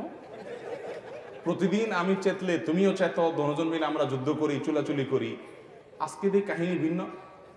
আমি চেততেছি আর তুমি পিক পিক করে হাসতেছো, কাহিনী কি? মিটমিট করে হাসের কাহিনীটা কি? স্বামী তো বলে না, না না কিচ্ছু না কিচ্ছু না, তুমি চালাও, তুমি তোমারটা চালাও। বই কি আপনার, আর ঝগড়ার মুডই নষ্ট হয়ে গেছে বেচারি। কিসের ঝগড়া করবো, আমি করতেছি ঝগড়া, সে হাসতেছে। তাহলে তো এক হাতে তালি বাজে না, কেমনি কি? এবার স্বামীরে বহুত পাম্পট্টি দিচ্ছে যে আচ্ছা বলো কি কাহিনী, কি আমার বলো। বহুত আদর যত্ন করে পাম্পট্টি দিয়া টিয়া তার কাছ থেকে বাইর করার চেষ্টা করেছে। স্বামীও বেকুব স্বামী বলে দিছে, দেখো এক হুজুরের কাছে গেছি, উনি আমাকে এই বুদ্ধি দিছে, আমি সেই বুদ্ধি মানছি, আমার এখন আর কষ্ট হয় না, তুমি গেউ গেউ করলে আমার ওই চিত্র মাথায় আসে, আমার হাসি আসে। এখন স্ত্রী এর পর থেকে চিন্তা করতেছে হায় হায় সর্বনাশ, তাইলে তো এই লোককে আমি সামনে থেকে এটা বললেই সে আমার ওইটা কল্পনা করবে। এবার বউ আর চিল্লাচিল্লি করতে পারে না বেচারি। পরের দিন এসে আবার সে ওই যে বিসমিল্লাহ পড়ে দাঁড়াইছে, চিন্তা করছে হ্যাঁ তাহলে বাসায় কিছু একটা আছে, এখন চিল্লাচিল্লি শুরু হবে। এরপর বিসমিল্লাহ পড়ে নক করছে, খুলছে, খুললে এবার দুজনই হাসে। বউ চিন্তা করতেছে কি বলবো, আর সে আমার মনে মনে কি চিন্তা করবে, বাবা দরকার নাই বিখ্যাতা কুত্তা ঠেকা, ঝগড়ার দরকার নাই, আমার ইজ্জত বাঁচাই, থামি।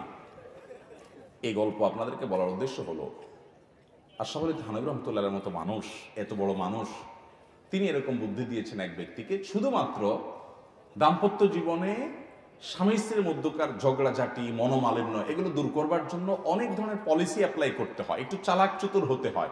হয় একেবারে বোকা হন, তাহলে আপনি সুখী হবেন, আর নাহলে খুব চালাক হন, মাঝামাঝি চালাকের ভান ধরবেন, আপনি সুখী হতে পারবেন না। একবারে বেকুব সেকুব হন, কোনো অসুবিধা নেই, যেমনে উল্টাবে এমনি উল্টিবেন, সেটা এক পথ।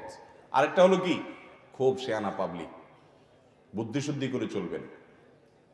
স্বামী স্ত্রী পরস্পর যদি বুঝতে না পারে, যে স্বামী স্ত্রী বুঝবে যে আমার স্বামীটা এই কথাটা বলে রাগ হয়েছে, তাহলে আমি এটা বলবো না, তাহলে আমি এই ক্ষেত্রে অন্য কোনো পলিসি অ্যাপ্লাই করব। আমার স্ত্রীটা এভাবে বললে এরকম হয়, তাহলে আমি অন্য কোনো পলিসি অ্যাপ্লাই করব, এরকম করতে হবে। এছাড়া কোনো দাম্পত্য জীবনের সুখে থাকা সম্ভব না। বিশেষ করে আমাদের সামাজিক প্রেক্ষাপটে ওই যে চতুর্দিক থেকে শুধু ইন্ধন দেওয়া হয়, উস্কানি দেওয়া হয়, খোঁচানি হয়, শয়তান তো আছেই। আপনার একটা হাদিস অনেকে হয়তো শুনে থাকবেন, সহিহ মুসলিমে আসছে, নবী করিম সাল্লাল্লাহু আলাইহি সাল্লাম বলেছেন, শয়তান তার সিংহাসন পানির উপরে বসায় এবং গোটা পৃথিবীতে শয়তানের সকল সদস্যকে ছড়িয়ে দেয়। তারা সবাই দিন শেষে তাদের কাজ হলো মানুষকে খারাপ কাজে প্ররোচিত করা, প্ররোচিত করে করে করে করে কুমন্ত্রণা দিয়ে দিয়ে মানুষকে খারাপ কাজ করানো, এটাই তাদের কাজ। তো শয়তানের সদস্যরা দিন শেষে ডিউটি শেষ করে সবাই যখন শয়তানদের যে আদি পিতা, শয়তানদের যে গোড়া, সে মূল শয়তানের কাছে আসে, সবগুলা আসার পরে জিজ্ঞাসা করে কে কি কাজ করেছ। তো এই যে রিপোর্ট নেওয়ার ব্যাপার স্যাপার আছে তাদের কাছে, তখন একজন বলে যে জাহাপনা আমি একটা দিয়ে চুরি করাইছি আজকে। ও কোনোদিন চুরি করে নাই, কিন্তু ফুসলা ফাসলা আজকে লোভ টোপ দিয়ে ওরা চুরি করাইছে। আরেকটা বলে আমি মানুষ খুন করাইছি, আরেকটা বলে আমি জেনা করাইছি, আরেকটা বলে আরেকটা কাম করাইছি। তো শয়তান বলে ঠিক আছে, শয়তানি হইছে, মাগার সন্তুষ্ট হওয়ার পর যায় না। একটা এসা বলে যে স্বামী স্ত্রীর মধ্যে আমি কঠিন আকারে সম্পর্ক নষ্ট করে দিয়েছি, যুদ্ধ বাঁধিয়ে দিয়েছি, গন্ডগোল লাগাই দিছি, এমনকি বিচ্ছেদ করে ছেড়ে দিছি। শয়তান তখন বলে হ্যাঁ তুমি আসল কাজ করেছো, এবং এতে শয়তান সবচেয়ে বেশি খুশি হয়। নবী করিম সাল্লাল্লাহু আলাইহি ওয়াসাল্লাম হাদিসে বর্ণিত বিষয়। অতএব ভাইরা আমার, আপনার স্ত্রীর সাথে যদি আপনার মনোমালিন্য তৈরি হয়, তাহলে বুঝবেন সবচেয়ে বেশি খুশি হচ্ছে কে? আপনার সাথে আপনার স্ত্রীর কোনো বিষয় নিয়ে ঝগড়া হয়েছে, কোনো বিষয়ে মনোমালিন্য হয়েছে, হতে পারে দুজনে কথাবার্তা বন্ধ বা একটু দূরে আছেন, সাথে সাথে এই হাদিসটি মাথায় আনবেন যে আপনাদের মধ্যকার এই দূরত্ব সৃষ্টি করে শয়তান সবচেয়ে বেশি ক্রেডিট নিবে তার গুরুর কাছ থেকে, এবং শয়তানের সবচেয়ে বড় অর্জন হলো যে সে আপনার মধ্যে, আপনার স্ত্রীর মধ্যে দূরত্ব সৃষ্টি করতে পারছে।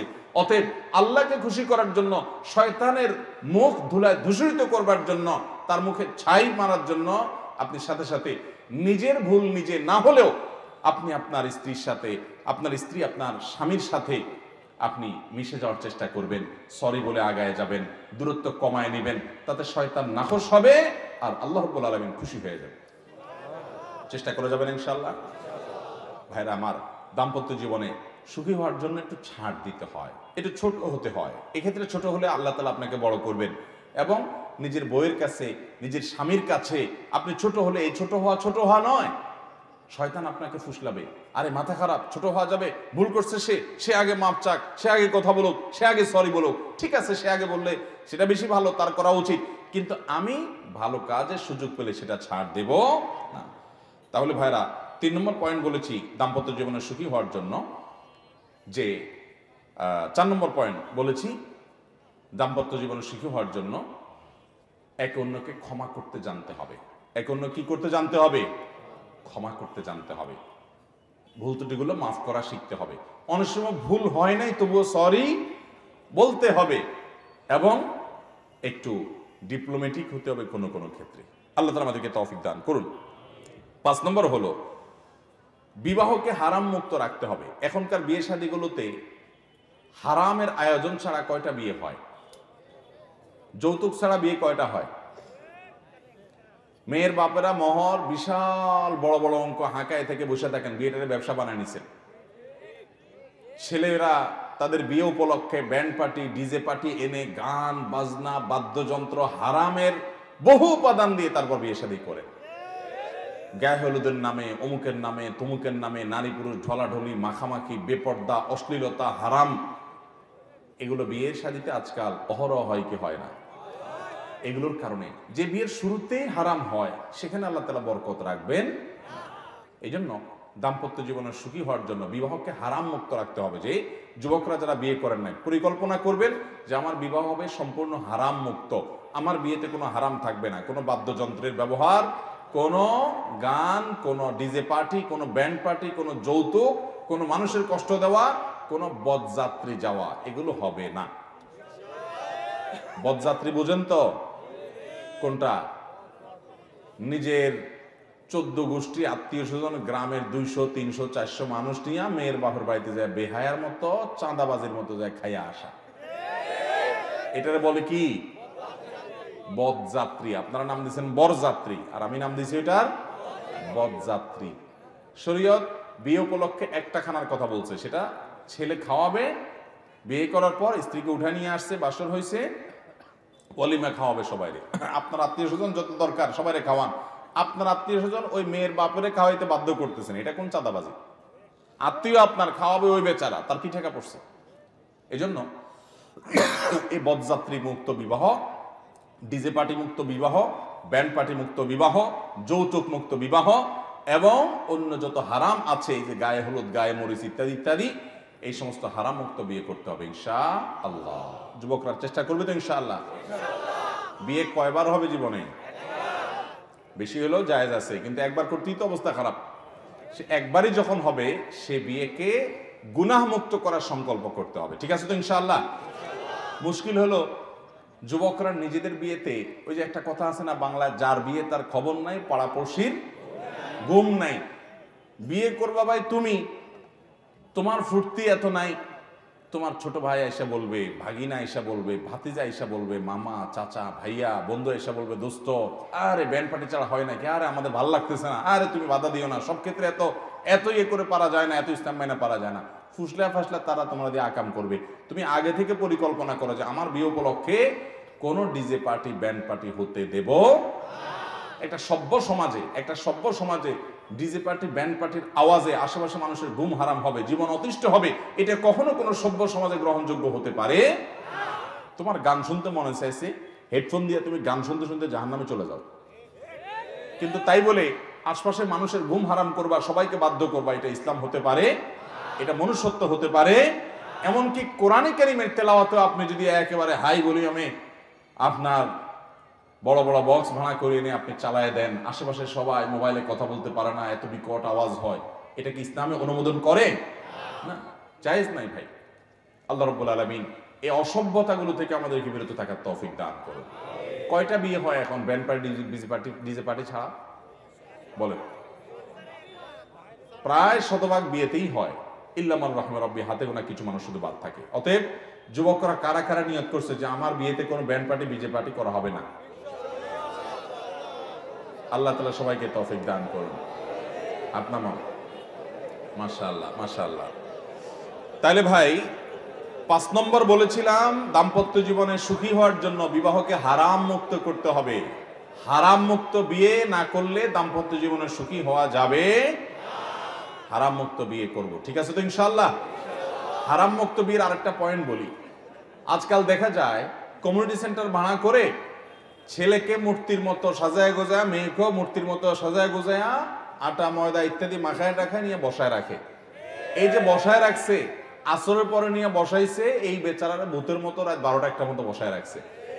এর ওযু কেমনে করে বলেন? এই আটা ময়দার উপর দিয়ে ওযু করলে হবে? উপরে পুরো স্তর পড়ে গেছে, লেয়ার পড়ে গেছে, তাহলে তার ত্বকে পানি পৌঁছে কেমন উজু করতে পারে?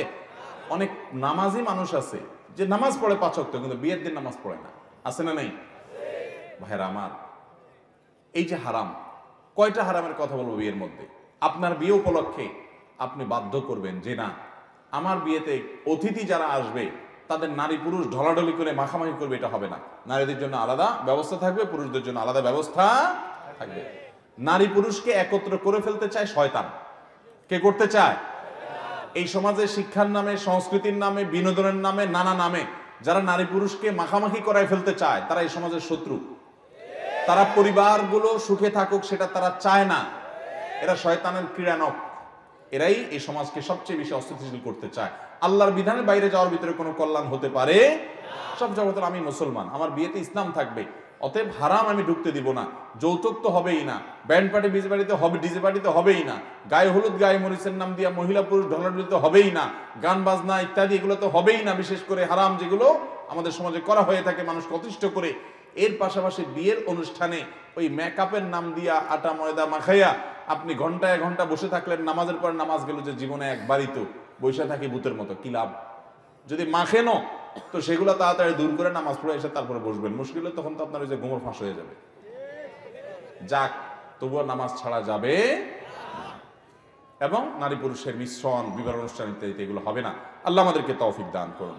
তাহলে দাম্পত্য জীবনের সুখে থাকার জন্য 5 নম্বর শর্ত হলো হারাম মুক্ত বিবাহ। 6 নম্বর হলো স্বামী স্ত্রী পরস্পরকে সময় না দেওয়া আজকের যুগে দাম্পত্য কলহের অন্যতম কারণ। স্বামী স্ত্রী পরস্পরকে সময় দিতে হবে। কি দিতে হবে? সময় দিতে হবে। বাসায় ঢুকবেন মোবাইল টিপতে টিপতে, আবার বাইরে হওয়ার সময় মোবাইল টিপতে টিপতে বাইরে হবেন, আইসা দপ করে বসে সোফার মধ্যে চেয়ারের মধ্যে বসে আবার মোবাইল টিপবেন, ফেসবুক ইউটিউব টিপবেন, হোয়াটসঅ্যাপ টিপবেন, টিকটক টিপবেন, হ্যাঁ, ফেসবুকের কাগজে বন্ধুদের হক আদায় করবেন নিজের বউ থুইয়া। মনে রাখবেন এটা ইসলামে কখনো জায়েজ হতে পারে। এমনকি মহিলারাও আজকাল একই অবস্থা, দেখা যায় তার বান্ধবী নিয়ে, তারপরে বিভিন্ন সিরিয়াল নিয়ে এমন এঙ্গেজ হয়ে গেছে মোবাইল ফোনে। এই মোবাইল ফোনে যে অ্যাপগুলো আমাদেরকে বলতেছে সামাজিক অ্যাপ, এগুলো বেশিরভাগ আমাদেরকে অসামাজিক করে ফেলছে। নিজের ঘরের স্ত্রী থেকে স্বামীকে দূরে সরাই ফেলতেছে, স্বামী থেকে স্ত্রীকে, স্ত্রী থেকে স্বামীকে, বাপ থেকে সন্তানকে, সন্তান থেকে বাপ মা, একজন থেকে আরেকজনকে পৃথক করে ফেলছে। মনে রাখবেন স্বামী স্ত্রী একে অন্যকে সময় দেওয়া আবশ্যক, ফরজ। স্বামী স্ত্রী যদি কেউ কারোর সময় না দেয়, হক আদায় না করে, তাহলে তারা গুনাহগার হবে, আল্লাহর কাছে এর জন্য জবাবদিহি করা লাগবে।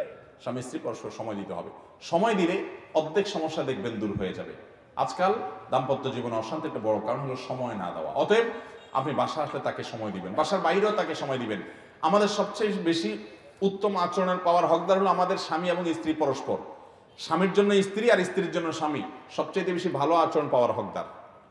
কিন্তু দেখা যায় সবচেয়ে বেশি ছেঁচড়ামি হয় এই দুজনের মধ্যেই। আছে না নাই? দোকানদারি করতেছেন, কাস্টমার আসছে মহিলা, সুন্দর করে চেয়ারটা পাইতে দেন, আপা বসেন, করেন কি করেন না? দোকানের ছেলেটাকে বলেন এই তাড়াতাড়ি আপার জন্য চা নিয়ে আয়। আপা কি লাগবে বলেন, খুব মিষ্টি মিষ্টি শুরু, তাই না? এর মধ্যে যদি বউটা ফোন দেয়, ফোন নম্বরটা দেখেই মেজাজটা গরম হয়ে যায়। আছে না অনেক এরকম? ফোন ধরে একটা ঝাড়ি, কি বলবা জলদি বলো, তোমার কোনো কাজ কাম নাই, সারাদিন একটু পর পর শুধু ফোন মারো, বেচা কেনা করতে পারি না। জি আপা বলেন কি, আছে না নেই? যে আপনার সবচেয়ে বেশি সুন্দর আচরণ পাওয়ার দরকার তার সাথে করলেন ছেঁচড়ামি। আর যার সাথে আপনাকে আল্লাহ তাআলা নির্দেশ করেছে যে আপনি কোমল কণ্ঠে কথা বলবেন না, কোনো প্রকার ফিতনার দুয়ার খুলবেন না, প্রয়োজনীয় কথা বলবেন ছাট ছাট কাট কাট, সেখানে এসে মধু মাখায় কথা বলতেছেন। আছে না নাই? একই কথা মহিলাদের মধ্যেও আছে, আছে না? অন্য কোনো নাম্বার থেকে কোনো পুরুষ ফোন করছে, জি কে বলছেন বলেন ভাই, কে বলছেন, খুব সুন্দর করে। আর স্বামী ফোন দিছে, কি তোমার কাজ কাম নেই আজকে? এই খোঁচাখুচিগুলো পরস্পর করে কি করে না? ভাইরা আমার, নবী করিম সাল্লাল্লাহু আলাইহি সাল্লাম তার স্ত্রীদের সাথে তার সম্পর্ক ছিল অত্যন্ত সুনিবিড়, অত্যন্ত সুনিবিড়। ডক্টর খন্দকার আব্দুল্লাহ জাহাঙ্গীর রহমাহুল্লাহ তার এক বক্তব্যে বলেছিলেন যে অনেক সময় ধরেন একটা মসজিদে দান করার খুব একটা জরুরি না, শৌখিনতার তার কোনো একটা আইটেম আছে, এটা কেনা হবে, আপনি সে মসজিদে দান করার একটা অপশন আসছে, আপনার কাছে 20টা টাকা আছে, ওইটা দিয়ে আপনি মসজিদে দান করতে পারেন। আবার এদিকে আপনার স্ত্রী তার জন্য আপনি ভরণ পোষণ দেওয়া দরকার, তার জন্য কিছু খাবার কেনা দরকার, তার গরমে কষ্ট করছে, একটু আইসক্রিম দরকার। আপনি ওই 20 টাকা যদি মসজিদে যদি খুব বেশি দরকার থাকে দিলেন, কিন্তু খুব বেশি দরকার নাই, তাহলে ওই টাকা দিয়ে আপনি যদি একটা আইসক্রিম কিনে বইয়ের জন্য নিয়ে যান, ভালোবাসা সৃষ্টি হওয়ার জন্য, সম্পর্ক বাড়ানোর জন্য, তাহলে সব বরং একটু বেশি হবে। বুঝেন নাই কথা? সাধারণ অবস্থাতে আপনার স্ত্রী, এবং এবার একটা হাদিস আছে, নবী সাল্লাল্লাহু আলাইহি ওয়াসাল্লাম বলেছেন, তোমার অনেক সওয়াবের কাজ, অনেক ভালো কাজ, সেই জায়গায় খরচ করার চাইতে তোমার স্ত্রীর মুখে খাবার তুলে দেওয়া অধিকতর উত্তম। তবে হ্যাঁ, এর মানে এই না যে মসজিদের ফরজ কাজ, অন্য সব কাজ বাদ দিয়ে শুধুমাত্র বউর জন্য আইসক্রিম কিনতে থাকবে, এটা না। যখন দুইটা লেভেলে থাকবে, আপনি প্রাধান্য দিবেন আপনার স্ত্রীকে, এটা হলো নির্দেশ। অতএব সময় দিতে হবে স্ত্রীকে। 7 নম্বর যে পরামর্শ দাম্পত্য জীবনে সুখী হওয়ার জন্য, তা হলো শুরুতে আগে থেকেই জেনে রাখবেন, বিয়ের আগে থেকেই, যে একসাথে চলতে গেলে যৌথ জীবনের শুরুতে অনেক বোঝাপড়ার গরমিল হবে। 2-4-6 মাস, 1 বছর, 2 বছর, 4 বছর হবেই, কিন্তু এগুলো আস্তে আস্তে ঠিক হয়ে যাবে। এগুলো আস্তে আস্তে কি হয়ে যাবে? ইনশাআল্লাহ ঠিক হয়ে যাবে। নদীর দুই কূলের মতো। অনেক সময় দেখা যায়, সব সময় না, অনেক সময় দেখা যায় দুই কূলে অনেক ঢেউ, মাঝখানে অনেকটা শান্ত। দাম্পত্য জীবনের শুরুতে, বিশেষ করে শুরুতে অনেক অশান্তি হয়, কারণ ওই যে ম্যাচ করতে করতে অসুবিধা হয়। এরপর আস্তে আস্তে ঠিক হয়ে যায়। বিশেষ করে মহিলাদেরকে বলবো, স্বামীগুলা যদি অমানুষ হয়, জুলুম করে, একটু সবর করে, আল্লাহ আল্লাহ করে 2-4টা বাচ্চা যদি হয়ে যায়, বাচ্চাগুলো যদি বড় হয়, এই বাচ্চাগুলো সব এক একটা আপনার সৈনিকের কাজ দিবে।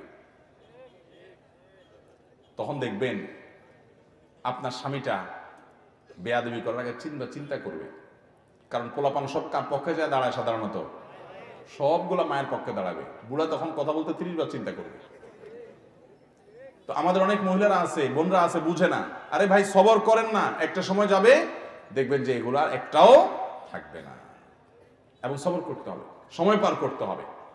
আমাদের সমাজে আপনি দেখেন, প্রত্যেকটা সংসারে, প্রতিটা ঘরে একটু খেয়াল করে দেখেন, যারা বুড়ি হয়, বুড়ি বয়স্ক মহিলা, তারা দেখবেন বুড়াদের উপরে ছড়ি ঘুরায় শুধু। দাম্পত্য জীবনের শুরুর দিকে এসে জোয়ানকালে বুড়া হয়তো বহুত জ্বালাইছে, কিন্তু যখন ছেলে মেয়ে হয়ে যায়, নাতিপুতি হয়ে যায়, অনেক বাহিনী হয়ে যায়, তখন কিন্তু বুড়ি ছড়ি ঘুরে থাকে। তখন বুড়া কাচুমুচু করে, আইসা চোরের মতো আস্তে করে দুটো খাই আবার বাইরে চলে যায়। বাসা খুব একটা পেপে করার সুযোগ পায় না, মসজিদে বসে থাকে। আর জায়গা না পালে মুয়াজ্জিনদের সাথে কেসকেস করে, খাদেমদের সাথে কেসকেস করে, কারণ বাসায় খুব একটা ভাত নাই। এটা বাস্তবতা। অতএব যে সমস্ত বোনরা চুন থেকে নুন খসলে বাবার বাড়ি চলে যান, তাদেরকে বলবো একটু ধৈর্য ধারণ করেন, একটু সময় পার করেন, বুড়ার সুয়ের মতো সোজা হয়ে যাবে।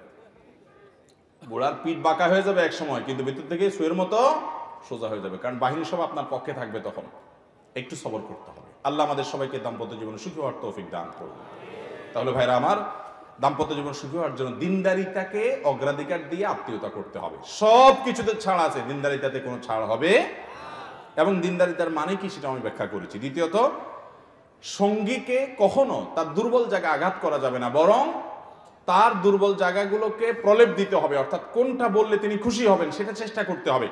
তৃতীয়ত, অন্যের সুখের মিথ্যা গল্প এটা টেনে এসে সংসারে অশান্তি করা যাবে না, যথাসম্ভব সেগুলো বলা বলি করা থেকে বিরত থাকতে হবে। চতুর্থত, একে অন্যকে ক্ষমা করতে শিখতে হবে। একসাথে থাকতে গেলে অনেক ঝামেলা হবে, এত সিরিয়াস হলে হবে না, এগুলো সবগুলোকে ক্ষমা করে সামনে আগাইতে হবে।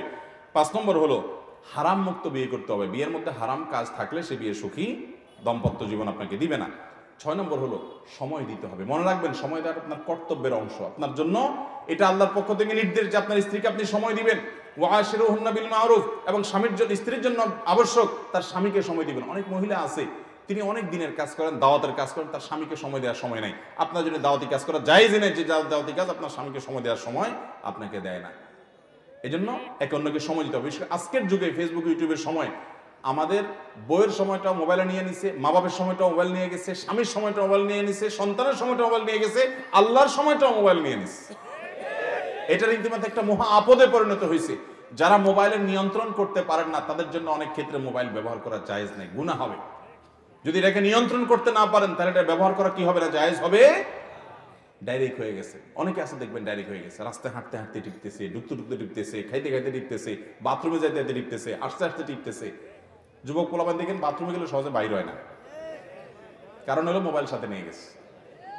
আল্লাহ তাআলা আমাদেরকে বোঝার তৌফিক দান করুন। 7 নম্বর হলো দাম্পত্য জীবনের শুরুতে অনেক অসুবিধা হয়, কিন্তু একটা পর্যায়ে এসে স্বামী স্ত্রী একে অন্যের সাথে ম্যাচ করে যায়। অতএব শুরুর সময়টা একটু বিশেষভাবে ধৈর্য ধারণ করতে হবে, আগে থেকে তার জন্য প্রস্তুতি নিতে হবে, একটু আধটু ঝামেলা হবে, তারপরও আমি সেটা মেনে নিব। আল্লাহ তাআলা আমাদের সবাইকে সুখী দাম্পত্য জীবন নসিব করুন। সুখী দাম্পত্য জীবন আল্লাহর দেওয়া দুনিয়ার সবচেয়ে বড় নেয়ামতগুলোর একটি। আবার বলছি, আমাদের দেশে সুখী দাম্পত্য জীবনটা এখন সোনার হরিণ হয়ে যাচ্ছে, সোনার হরিণ হয়ে যাচ্ছে। আপনি অনেক বড় ব্যবসায়ী হয়েছেন, কিন্তু বউ ম্যানেজ করতে পারেন নাই। আপনি মহিলা অনেক শিক্ষিত হয়েছেন, কিন্তু স্বামী স্ত্রী দুজন মিলে সুখের সংসার করতে পারেন নাই, তো আপনি ব্যর্থ। আপনার জীবনের সবচেয়ে বড় সার্থকতা হলো যে সাংসারিক জীবনে, অর্থাৎ আপনার এই লৌকিক জীবনে, আপনার এই দুনিয়াবী জিন্দেগির সবচেয়ে বড় সফলতা হলো যে আপনার দাম্পত্য জীবনে আপনি সুখী হতে পেরেছেন। আল্লাহ আমাদেরকে তৌফিক দান করুন। বউয়ের সাথে, স্বামীর সাথে যদি মা বাপ ইস্যুতে কামড়া কামড়ি হয়, আমি বিভিন্ন জায়গায় বলার চেষ্টা করি, সেখানে খুব বিচক্ষণতার পরিচয় দিবেন। বিচক্ষণতার পরিচয় দিবেন। মহিলারা অনেকে আছেন যে দেবর ননদ এদের সাথে স্বামীর সম্পর্ক থাকুক পছন্দ করেন না। আপনার পছন্দ না হোক, তাও মুখ দিয়া বলেন উপর দিয়া, না না তোমার ভাইটার জন্য তুমি কিছু করো। মনে আপনার অনেক দুঃখ, তারপরও মুখ দিয়া বলেন সংসারের শান্তির জন্য। ঠিক একই কথা ওই যে স্বামীর জন্য প্রযোজ্য, যে আপনার মার ব্যাপারে আপনার বইয়ের অভিযোগ, আপনার বোনের ব্যাপারে অভিযোগ, আপনার ভাইয়ের ব্যাপারে অভিযোগ, বইয়ের অভিযোগগুলোরে উড়াই দিয়েন না। সব সময় মাঝে মধ্যে বলবেন যে হ্যাঁ তুমি যা বলছো যদি সঠিক হয়, একেবারে ভুল তো তুমি বলো না, কথা তো সত্য, এখন কি করব, আমার মা বোন না হলে উল্টে ফেলাইতাম আমি। এরকম যখন বলবেন তখন বউ চিন্তা করবে যে আমার স্বামীটা বেকুব বেচারা, সোজা মানুষটা ভালো, তবে কি সোজা, বেচারা যদি একটু চালাক হইতো তাহলে এগুলো সবগুলো সাইজ করে ফেলতো। একটু তাকে খুশি রাখার চেষ্টা করবেন। আর যদি বলেন হ্যাঁ আমার মার ব্যাপারে কেন কথা বললা, আমার বোনের ব্যাপারে কথা বললা, তো শেষ, শান্তির দেখা আর পাবেন। আল্লাহ তাআলা আমাদের সবাইকে বুঝার তৌফিক দান করুন এবং আল্লাহর কাছে দোয়া করতে হবে। সূরা ফুরকানের ৭৪ নম্বর আয়াত, রব্বানা হাব লানা মিন আজওয়াজিনা ওয়া যুররিয়াতিনা কুররাতা আয়ুন ওয়াজআলনা লিল মুত্তাকিনা ইমামা। আল্লাহ তাআলা আমাদের সবাইকে দুনিয়া আখিরাত উভয় জগতে সফল হওয়ার তৌফিক দান করুন। জাযাকুমুল্লাহু খাইরা ওয়া আখিরু দাওয়ানা আলহামদুলিল্লাহি রাব্বিল আলামিন।